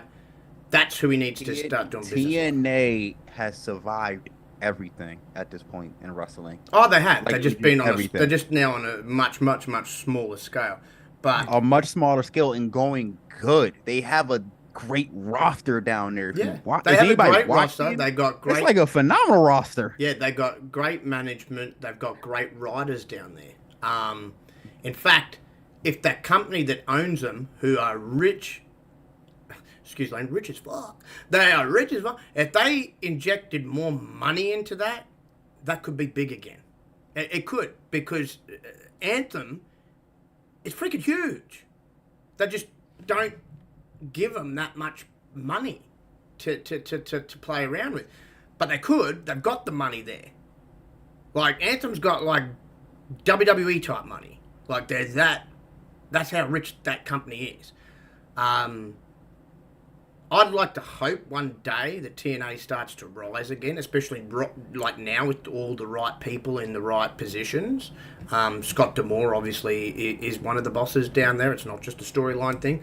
And they've got better writers than what AEW has. Their storylines down there are great, right? You know, on the odd occasion, AEW has a great storyline, a la the MJF Adam Cole storyline. But man, like, yeah, I'd love to. Look, at the end of the day, I think AEW, right, if they do the right things, if he actually gets a whole writers team in a writers room instead of trying to do things himself, right, Danielson can be one of the heads of it for all I care because he can write. They'll never surpass WWE, but they can be on the same level like WCW was. They could be neck and neck with them in ratings, in competing. They can do that. They'll never surpass it. I mean, New Japan technically is on that level. They won't surpass WWE. I don't think anyone really can. But you could be on that same level. That is very plausible. That is very possible. But you need to take the right steps to do it. I think Tony's taken a big right step in doing what he's just done. Right? That's one thing. But like I've been saying, they need riders. That's really, for me, what's killing them. Or, well, not killing. Holding them back. Right? And that Tony doing everything by himself. Because I'm telling you now, I don't know who the hell's writing the MJF Adam Cole story, but it ain't Tony Khan. Oh my God, that's been the best. That's their version of the Bloodline. Yeah, I can tell you now, that ain't Tony Khan. That's not his writing. No, not a chance. I gotta go, guys. Thanks for having me. No worries, brother.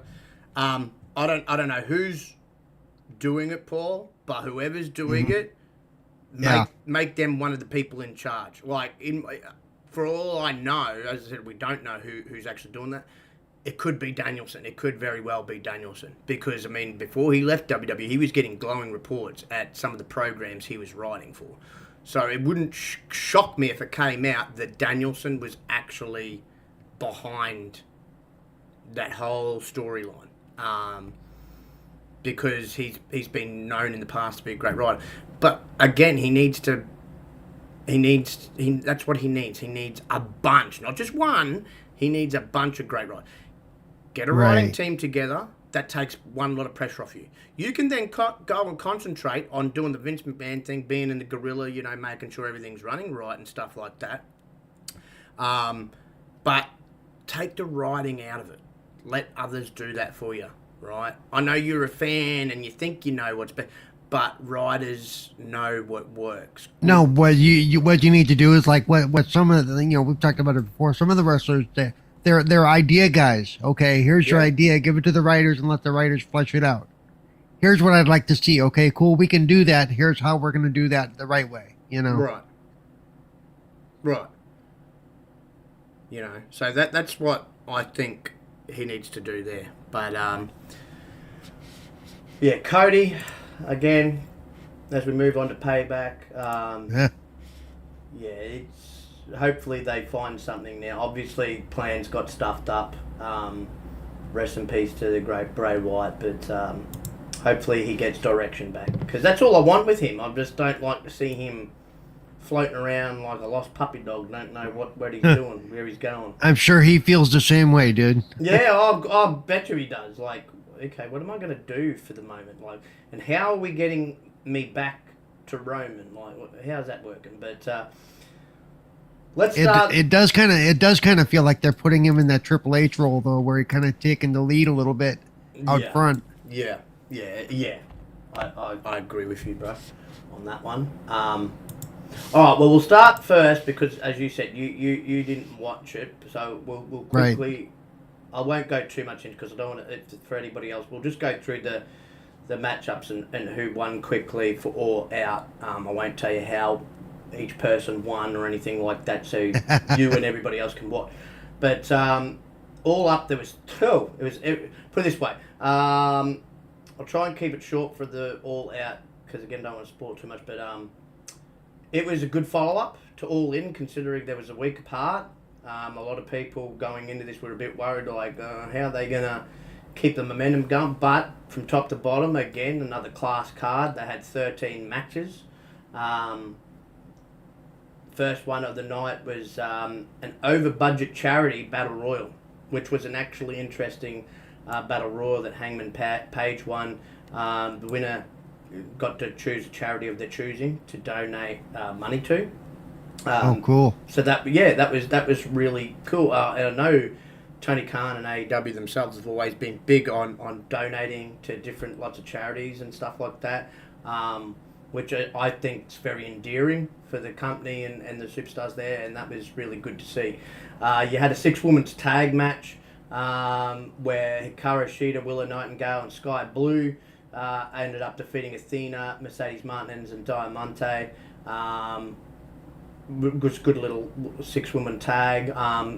Great to see at least 2. That was the second women's match on there, so that was actually good to see, because we know AEW's been picked apart a bit lately for not showcasing the women as well as, say, what WWE does. So it was great to see a second matchup. The Acclaimed with the one and only, and I haven't seen him involved in wrestling since WCW NWO days. They had Dennis Rodman with them. Wow. Yeah, he came out, Mr. Flamboyant, kind of fits them, I guess, with the way he dresses. He fits the Acclaimed, and that they came out and defended their six-man tag team match, their Trios Championship, which we knew they weren't going to drop after just winning them at All In. And they defeated the team of Satnam Singh, Jeff Jarrett, and Jay Lethal. Again, good little match. These 3 matches I've just mentioned too were on the pre-show. So that was the last match to wrap it up before the main card started. And of course, starting the night for the main card was the Ring of Honor World Tag Team Championships. Better Than You, baby. Defeated the Dark Order, which was Alex Reynolds and John Silver. Great opening match. All 4 of these guys put on a heck of a show to get the crowd right into it from the get-go. And it was good to see, the world champ doing some work at the top of start the card, instead of going in the main event. So, of course, these 2 have got good little chemistry. I'm still loving the whole double clothesline, baby. So no, it was really good. Samoa Joe defended his Ring of Honor World Television Championship against Shane Taylor. Shane Taylor, big boy, big time player in Ring of Honor days. Short match, served its purpose though, and was very, very hard hitting. Luchasaurus, which I did not expect the result of this. I literally thought Darby Allin was going to win it, but no, Luchasaurus kept his TNT championship. We both picked Darby to win that too. Yeah. No, they're obviously keeping the belt on him. I think it's more for the whole Christian Cage story thing where he thinks he's the champ. I think that's purposely why they're doing it. And, as we know, long-time wrestling fans, it's always better when the babyface is doing the chasing when it comes to championships. Right. Makes for the better story. And I just thought Luchasaurus, even with Christian, hasn't been getting the greatest of reactions, so that's the only reason I thought, okay, maybe he's just going to have a short run, but he's got it for a bit longer yet. Miro and Powerhouse Hobbs, man, that was the match I thought lived up to what I thought it was going to be, like 2 powerhouses going at it. Miro came out on top. His wife even came out, former Lana from WWE, CJ Perry. Yes. Yeah, she got involved right at the end. So that was a good little pop for her. But no, it again served its purpose. They got 15 minutes to beat the crap out of each other. And again, they're 2 of the best powerhouse wrestlers in the business, and they put on a show. Statlander, of course, retained her TBS championship against poor Ruby Soho. Oh, man, I'm feeling sorry for this poor woman. Like, she gets in the championship matches but never comes out on top. They never give her the win. But look, I didn't think that they were going to take the belt off Statlander so soon. She is over. She's one of the most popular women on the roster. And they're probably going to give her a decent run with the belt. But I would really like to see poor Ruby eventually get a championship run at some point, the poor girl. Because WWE never used her right, and I think she's a hell of a talent.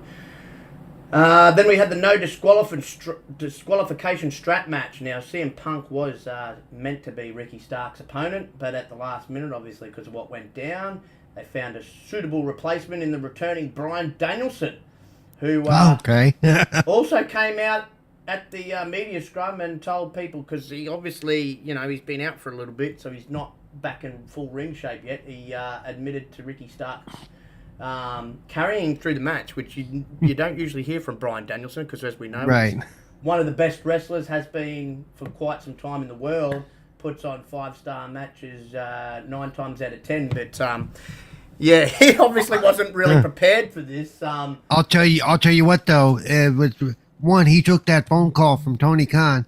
Tony says, "Hey, we need to have you come back, and I know you're really not ready, but we need you to have you come back because we got rid of CM." Yeah. Holy shit. Damn. I was a few weeks back. I needed to get back in the ring, run it a bit, but, man always, if he stepped up. He stepped up to it, though. And look, no, it wasn't his best match, but look, he still did his thing in there, even though you could quite clearly see Ricky he wasn't wrong, and that's what I love about Danielson. He's a very honest guy too, and, Lucky he hasn't got an ego about it, because I would have heard a little bit for other guys in his position on that they know how good they are to be carried by someone when they know how good they are. But to be thrown in at the last minute, it was a great match. It really was. Very technical, as we expected it to be too. And then, of course, we had a tag team match that followed it. It was Claudio and Wheeler representing the Blackpool Combat Club. They this match, I didn't see the result coming out this way too, but they defeated Eddie Kingston and Shibata. I actually had Kingston and Shibata coming out on top because I thought it was going to continue the storyline, but I think this still works because they're obviously leading. And I think Yobi, you brother, if you're still in here, you've mentioned this before. They're obviously leading to an Eddie Kingston Claudio matchup for the Ring of Honor World title at some point. So because Eddie, I think he got the win last week with the team no, did they? No, I think they lost it All In, didn't they?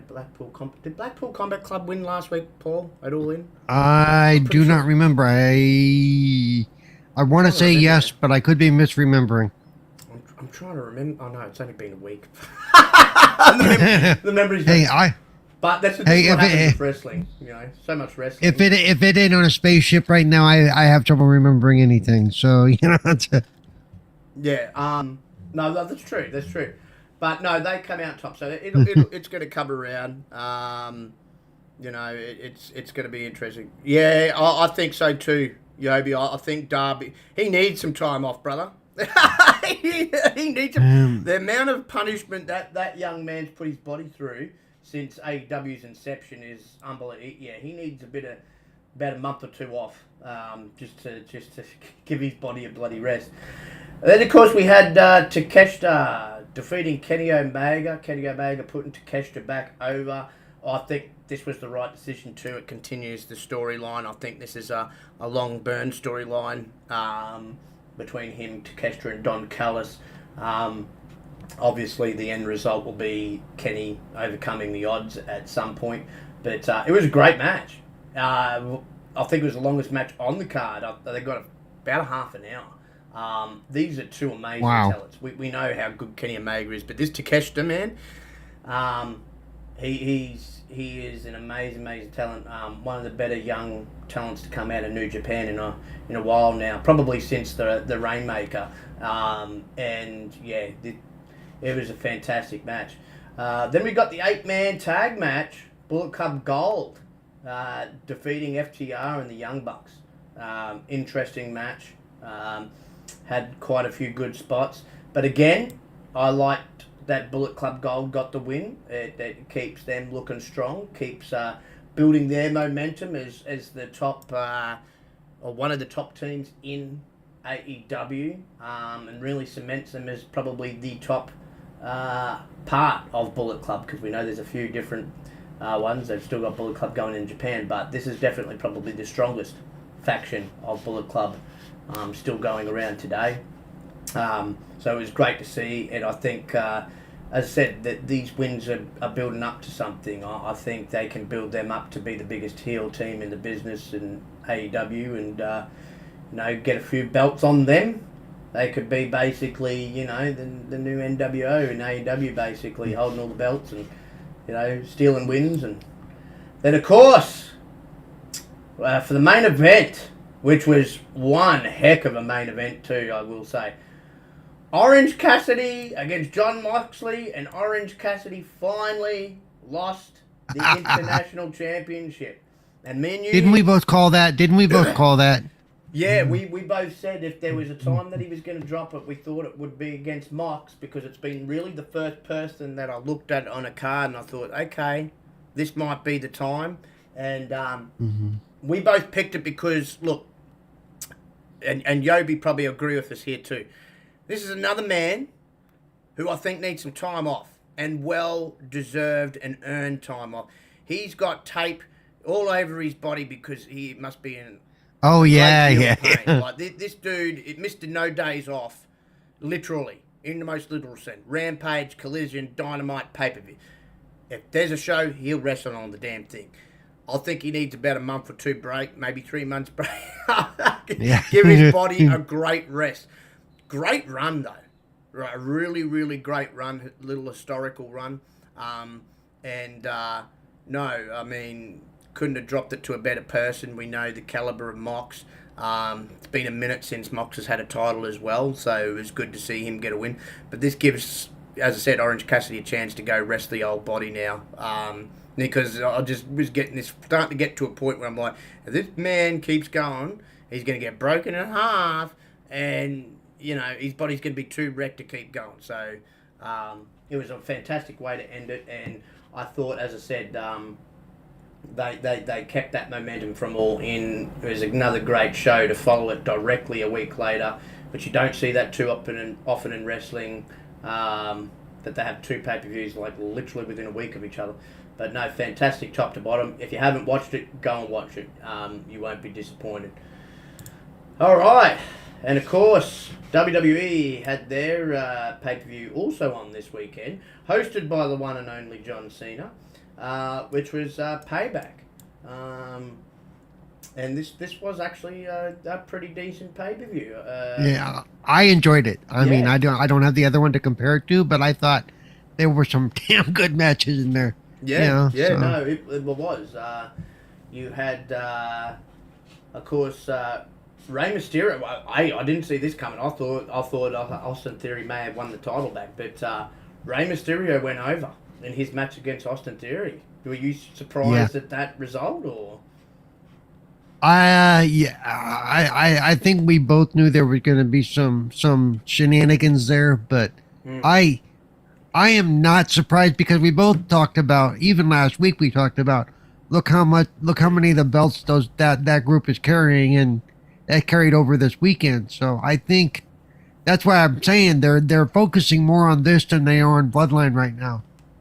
They're making us really look at what's going on with this group. So am I surprised? In the sense that yes, and from a storytelling sense, no.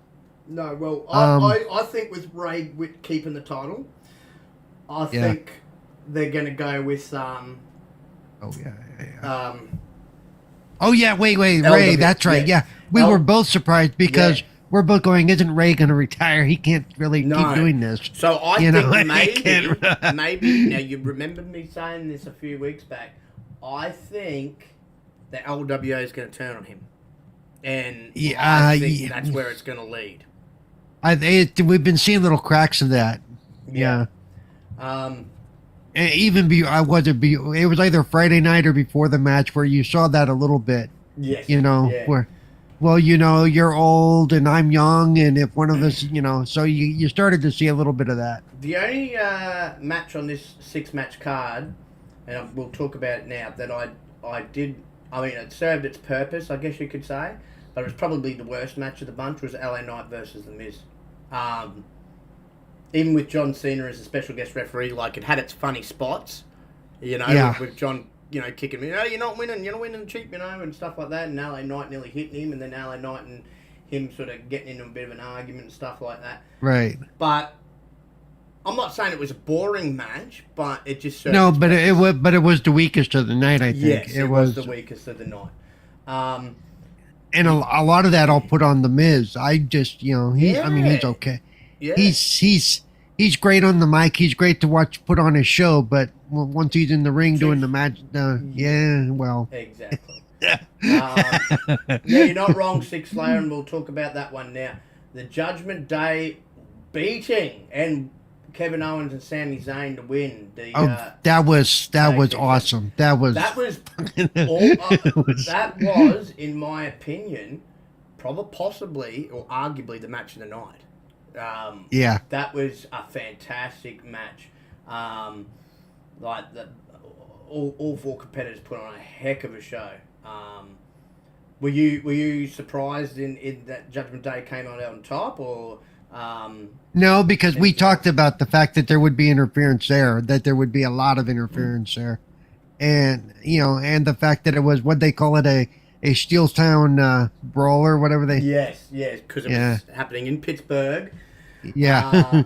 But no, and basically, it was a true no holds barred. Anything could happen. Yeah.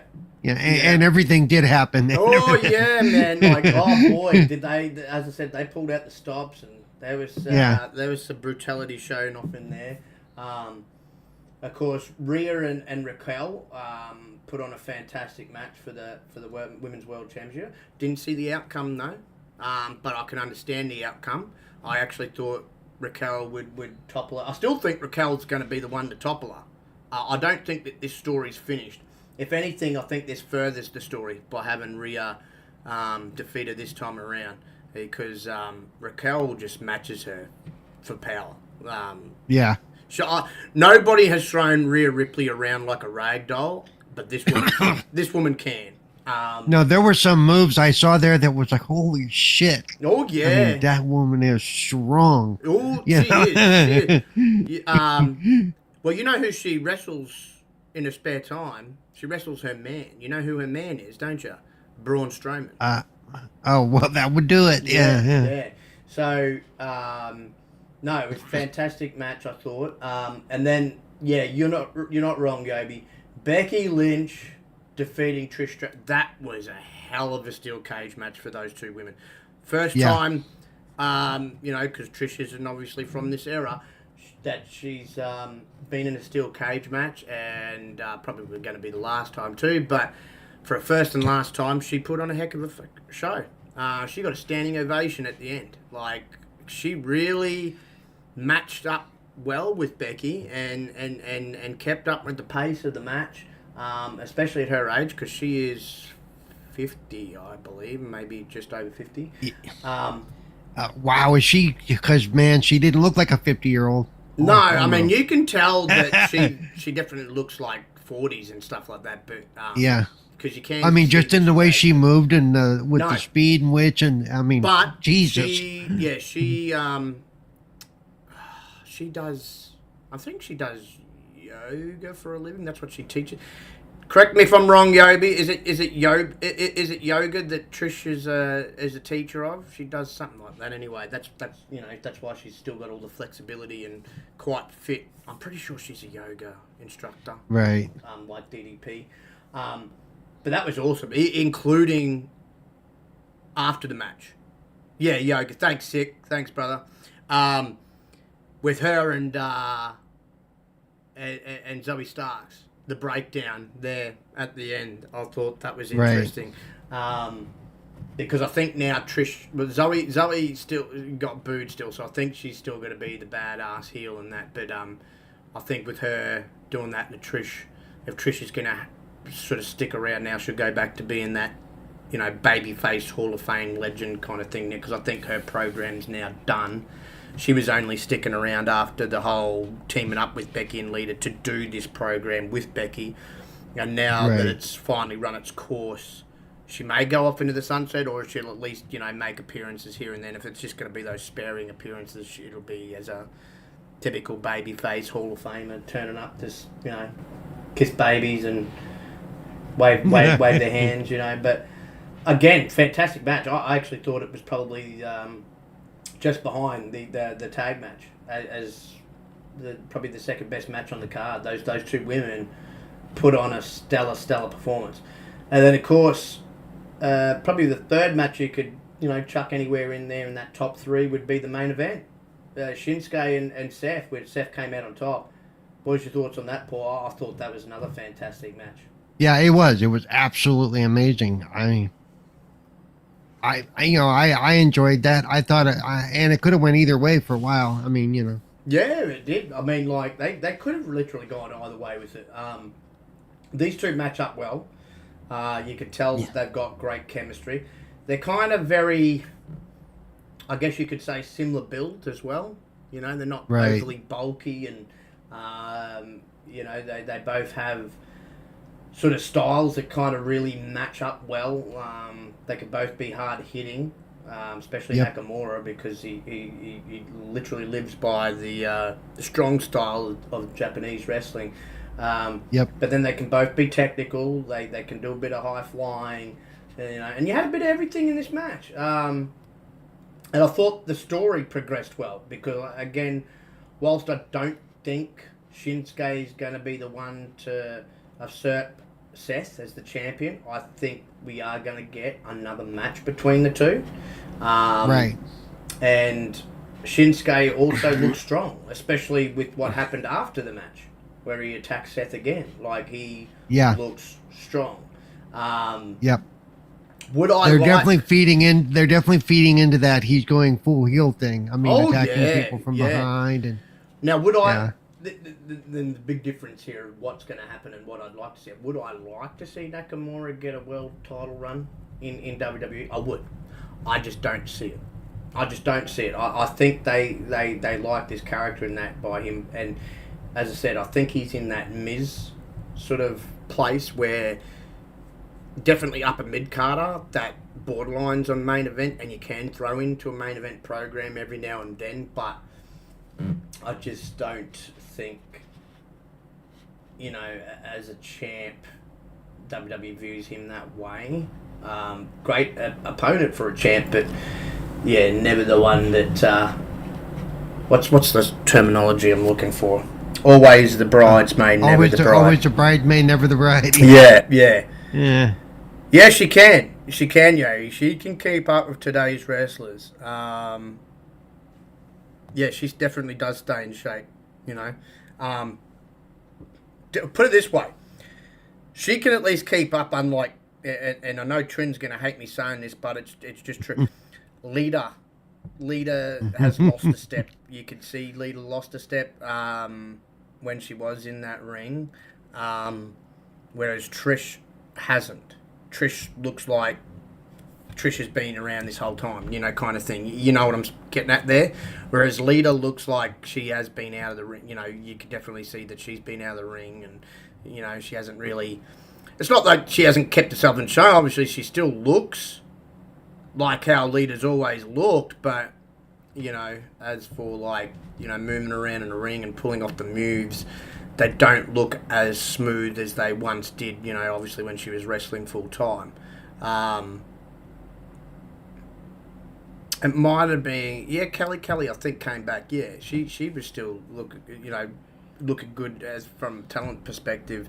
Not that she was ever the greatest, wrestler out of the women's division at the time, but she was. At the same time, she did put on better performances than a lot of others too. But no, Trish, man, if they wanted to bring her back for matches every now and then, she can definitely still go, and obviously that yoga helps. But I'm just interested now to see, again, I think the program with Nakamura and Seth continues at least to the next pay-per-view. where I think Seth will still beat him, and then I'll be interested to see if have Damien cash in. When's Damien going to cash in, Paul? When do you think he's going to cash in? You know what? I wouldn't be surprised, and maybe I wouldn't be surprised if it's not, the next pay-per-view or so, Yeah. Because that right now that is the only belt that's available to them really that Judgment Day is not holding, and that's what I was alluding to. Yes. Is for some they've given all this gold to Judgment Day all of a sudden, and okay, so what are they going to do now? I do think though, if they go the route of having Damien win, because I still of the belief that he could cash in, he could still be one of the wrestlers that cashes in and loses. Right. Looking at you, John Cena. But if they actually give him the go, that's where I think they start doing the separation, because story perspective wise, him becoming the champ after Finn tried twice and failed, that's the tensions are going to start to rise again. Yep. I don't think those two are going to last too long as the tag team champions either. And then JD's also in the mix, and as we reported like a week or two ago, Damien will be on the outs and JD will come in as a replacement into the group. So it's going to be interesting at how quick that all sort of plays out, or if it's going to be somewhat, I wouldn't say a real slow bit, but somewhat of a slow change, like to a certain degree. But all in all, look, they had a fantastic weekend themselves. I thought, considering they had half the card that AEW did, which they kind of always have a tendency to. AEW puts on a heck of a lot of matches on their pay-per-views. I thought they were both equal in right. that they're both great pay-per-views in my opinion. I didn't think one was better than the other. I mean, mind you, if this was say last weekend, I would have said All In completely shat all over it. But thankfully, WWE weren't that silly. So they gave themselves a chance here. But going up against All Out, even though All Out was the next day after it, no, they matched up quite reasonably, and both were equally as good as each other. Again, I just thought the weak one for the night, but it was a good win for him for his continued growth for LA Knight. I just didn't think that the match was that great. But apart from that, every other match was great. Even though it was the shortest match on the card, even Rey Mysterio and Austin Theory, that was a pretty good match. Rey, I know he's at that twilight of his career, but he can still go in the ring, and I'm interested now. I was going to mention that the length of the Steel City Brawl, holy shit, dude. Yeah, those guys kept going and going and going. It was, well, put it this way, it was the second longest match on the card. Yeah. So you had Seth Rollins and Nakamura had the longest match. They had about 26 or 27 minutes. Then it was the Steel City Brawl, which went for almost 21 minutes, and Trish and Becky literally had 20 minutes, spot on 20 minutes. Those were the three longest matches. And as I said, considering that it wasn't the greatest match, it was the weakest match on there, even Miz and LA Knight almost had a 16-minute match. I think John Cena helped with that, just being in there as a special guest referee, you know what I mean? Yep. I just thought that, wow, I mean, given what they were doing to each other, 30 minutes going at that level, I mean, I was impressed with the whole group. Especially how hard they were hitting each other. Oh, man. Yeah. Not wrong. Hey, that would be interesting, Yobi. That's a good little go. Yobi says in the chat, what if they do a swerve and JD replaces Finn? That would be, that would be different. Also, during the women's match, there were a couple of hard shots that hit, and you heard it. I mean, you seriously heard those two. See, they did the same thing in NXT, right? Rhea and Raquel put on some hella hard-hitting matches in NXT. Like, they didn't hold back. And the funny thing is, they're the best of friends. Yeah. They're the best of friends. I think that's why they've got such good chemistry in that ring, and they do Right. love working together. Whether And they it's- trust each other, and they trust yeah. each other. Oh yeah, whether it's Yeah. working against each other or working with each other. I didn't mind them even when they tagged in NXT. Two powerhouse women was kind of cool to see. But those two, I'm telling you now, every time they go up against each other, you are going to see probably the hardest hitting women's match you've ever seen with those two. Oh. They just two big powerhouses, man. I mean, both of them can throw blokes around, unless they're like Braun Strowman sized blokes. But anyway, they can throw most of the blokes around. Like they just. I mean, look at that was funny too. I loved what Raquel did to Dominic. I was like, you little bastard, you're gonna get caught here now. Which And she did it so easily too. Did you notice that? Yeah. I mean, Yeah, as I said, she mucks around wrestling with her boyfriend and Braun Strowman. Yeah. He's a big boy. I was going to say he probably weighs a lot more than little Dob does. Oh yeah. But here's the thing. I think there's going to come to a point where, you know, they're going to bring up like, hey Rhea, like Dominic can't win without you. You're starting to win matches now without, you know, with him always getting involved. So I think maybe that's where they could lead with this, and Raquel can point that out. Well, the only reason you beat me was because, you know, I got distracted by your little boyfriend, your little puppy dog, and, you know, it gave you the opportunity to sort of recuperate to take me out. But Rhea, like, almost. I think it's mainly more because of the length of Raquel, because she's quite a tall girl. She almost struck. She got her up, but she almost, you could see compared to when she usually does it in like her finisher on people. Initially looks like she was struggling a little bit. You know what I mean?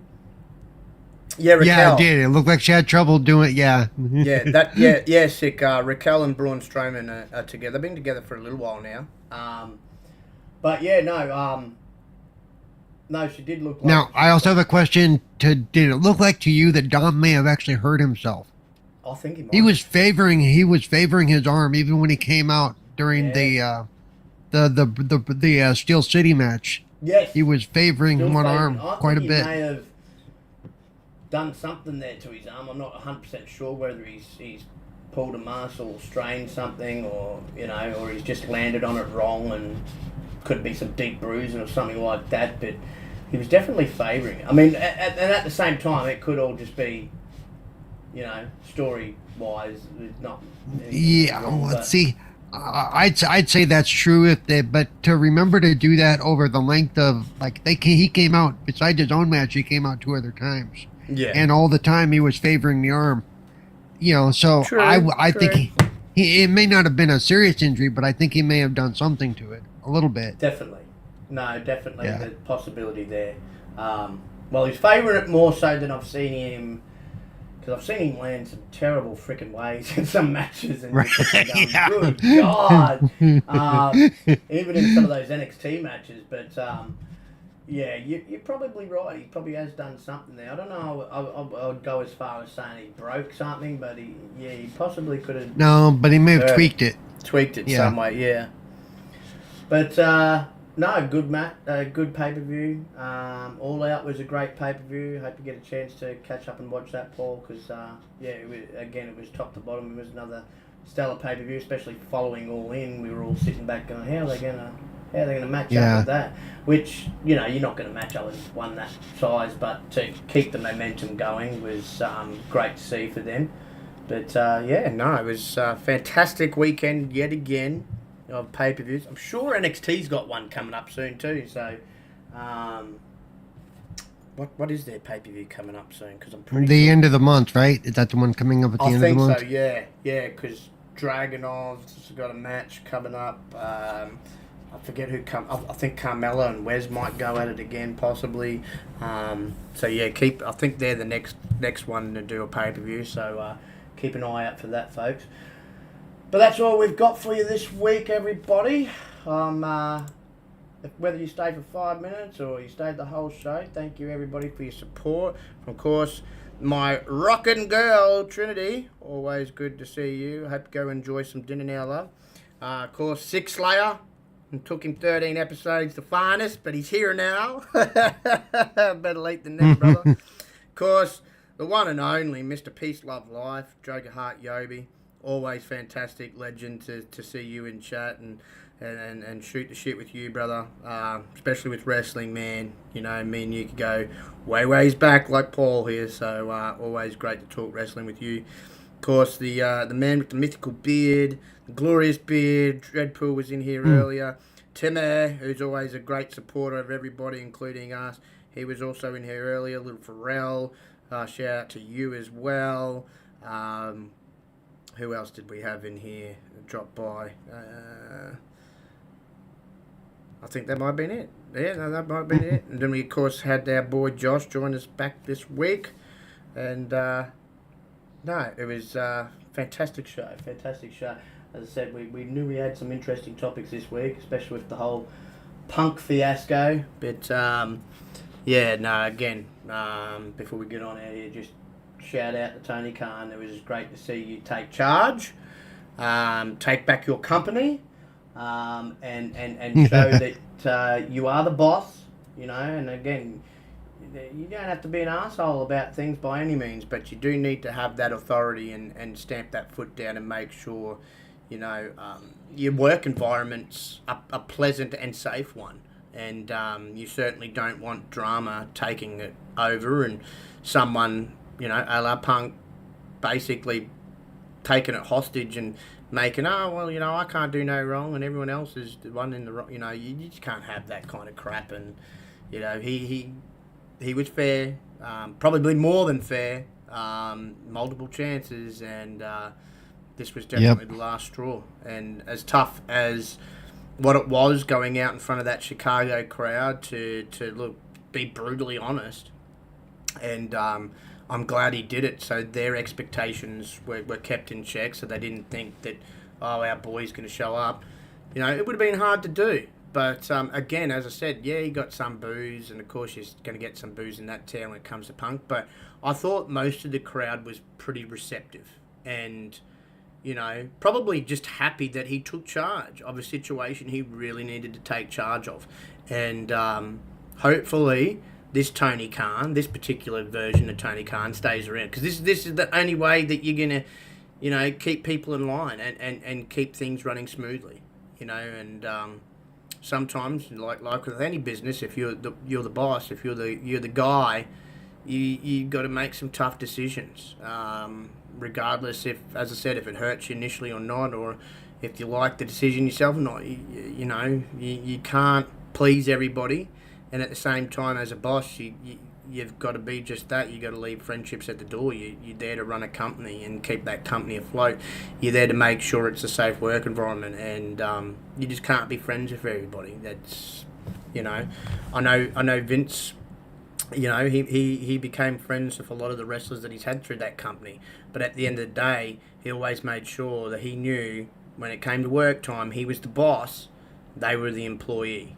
And that's the way it's got to be, you know. So that's the only way you can run a company, and whether that's a wrestling company or any other company. So no, hats off to him and props to him, and hopefully now all that drama's gone away, and like I said, AEW can move forward now, onwards and upwards to better things, and hopefully the environment backstage, you know, settles now and gets back to where it once was, where it was a pretty positive, sort of happy environment.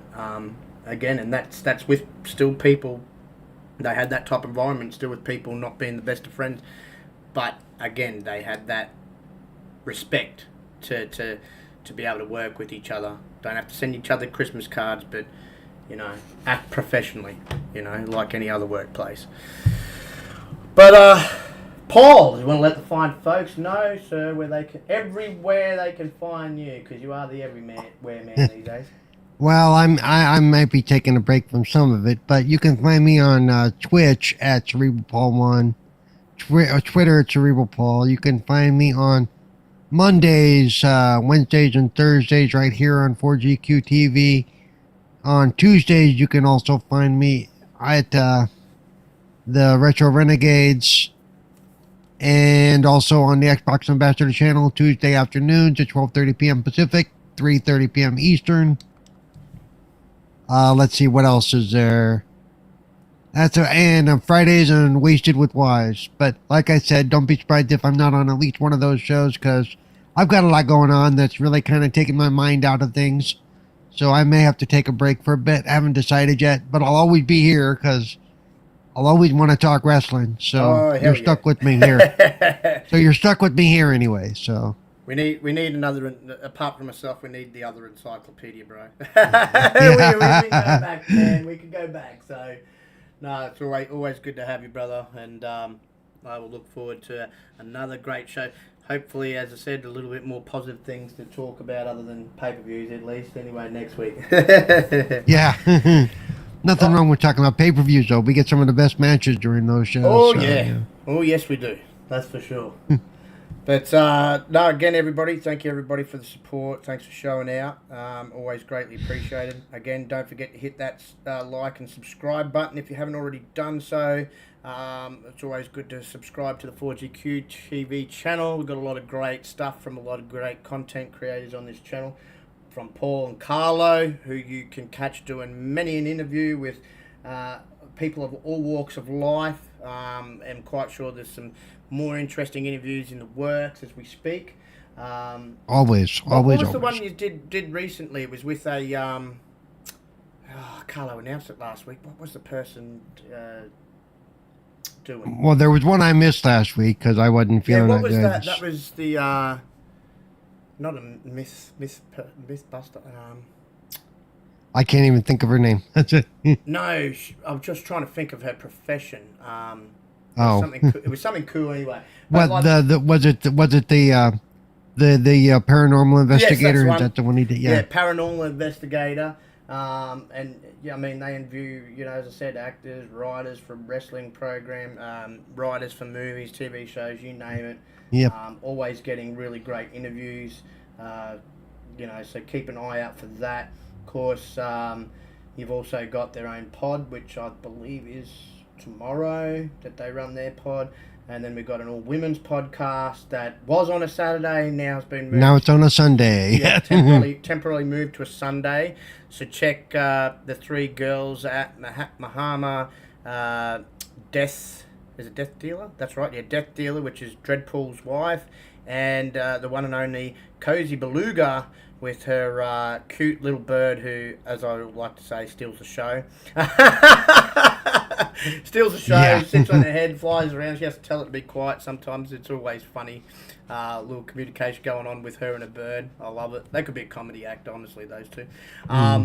So, yeah, check that out. You don't see too many all-women's pods around. So, show the ladies some love as well. And, of course, you can find me on the app formerly known as Twitter at SpookyTBG. You can find me SpookyTBG on the Xbox app, even though I'm on PC now, but you can also find me on Stephen Epic as well. And, of course, here every Monday evening with the Pop-Up Powerbomb Podcast, and, of course, Wednesdays with the Backlog Bastards, where we talk games. So check them out as well. But until the next time we see each other and speak to each other, which will be Wednesday evening, I hope everybody enjoys the rest of their day or evening, wherever you are in this fine world. And we will see you all next time. Good night, everybody.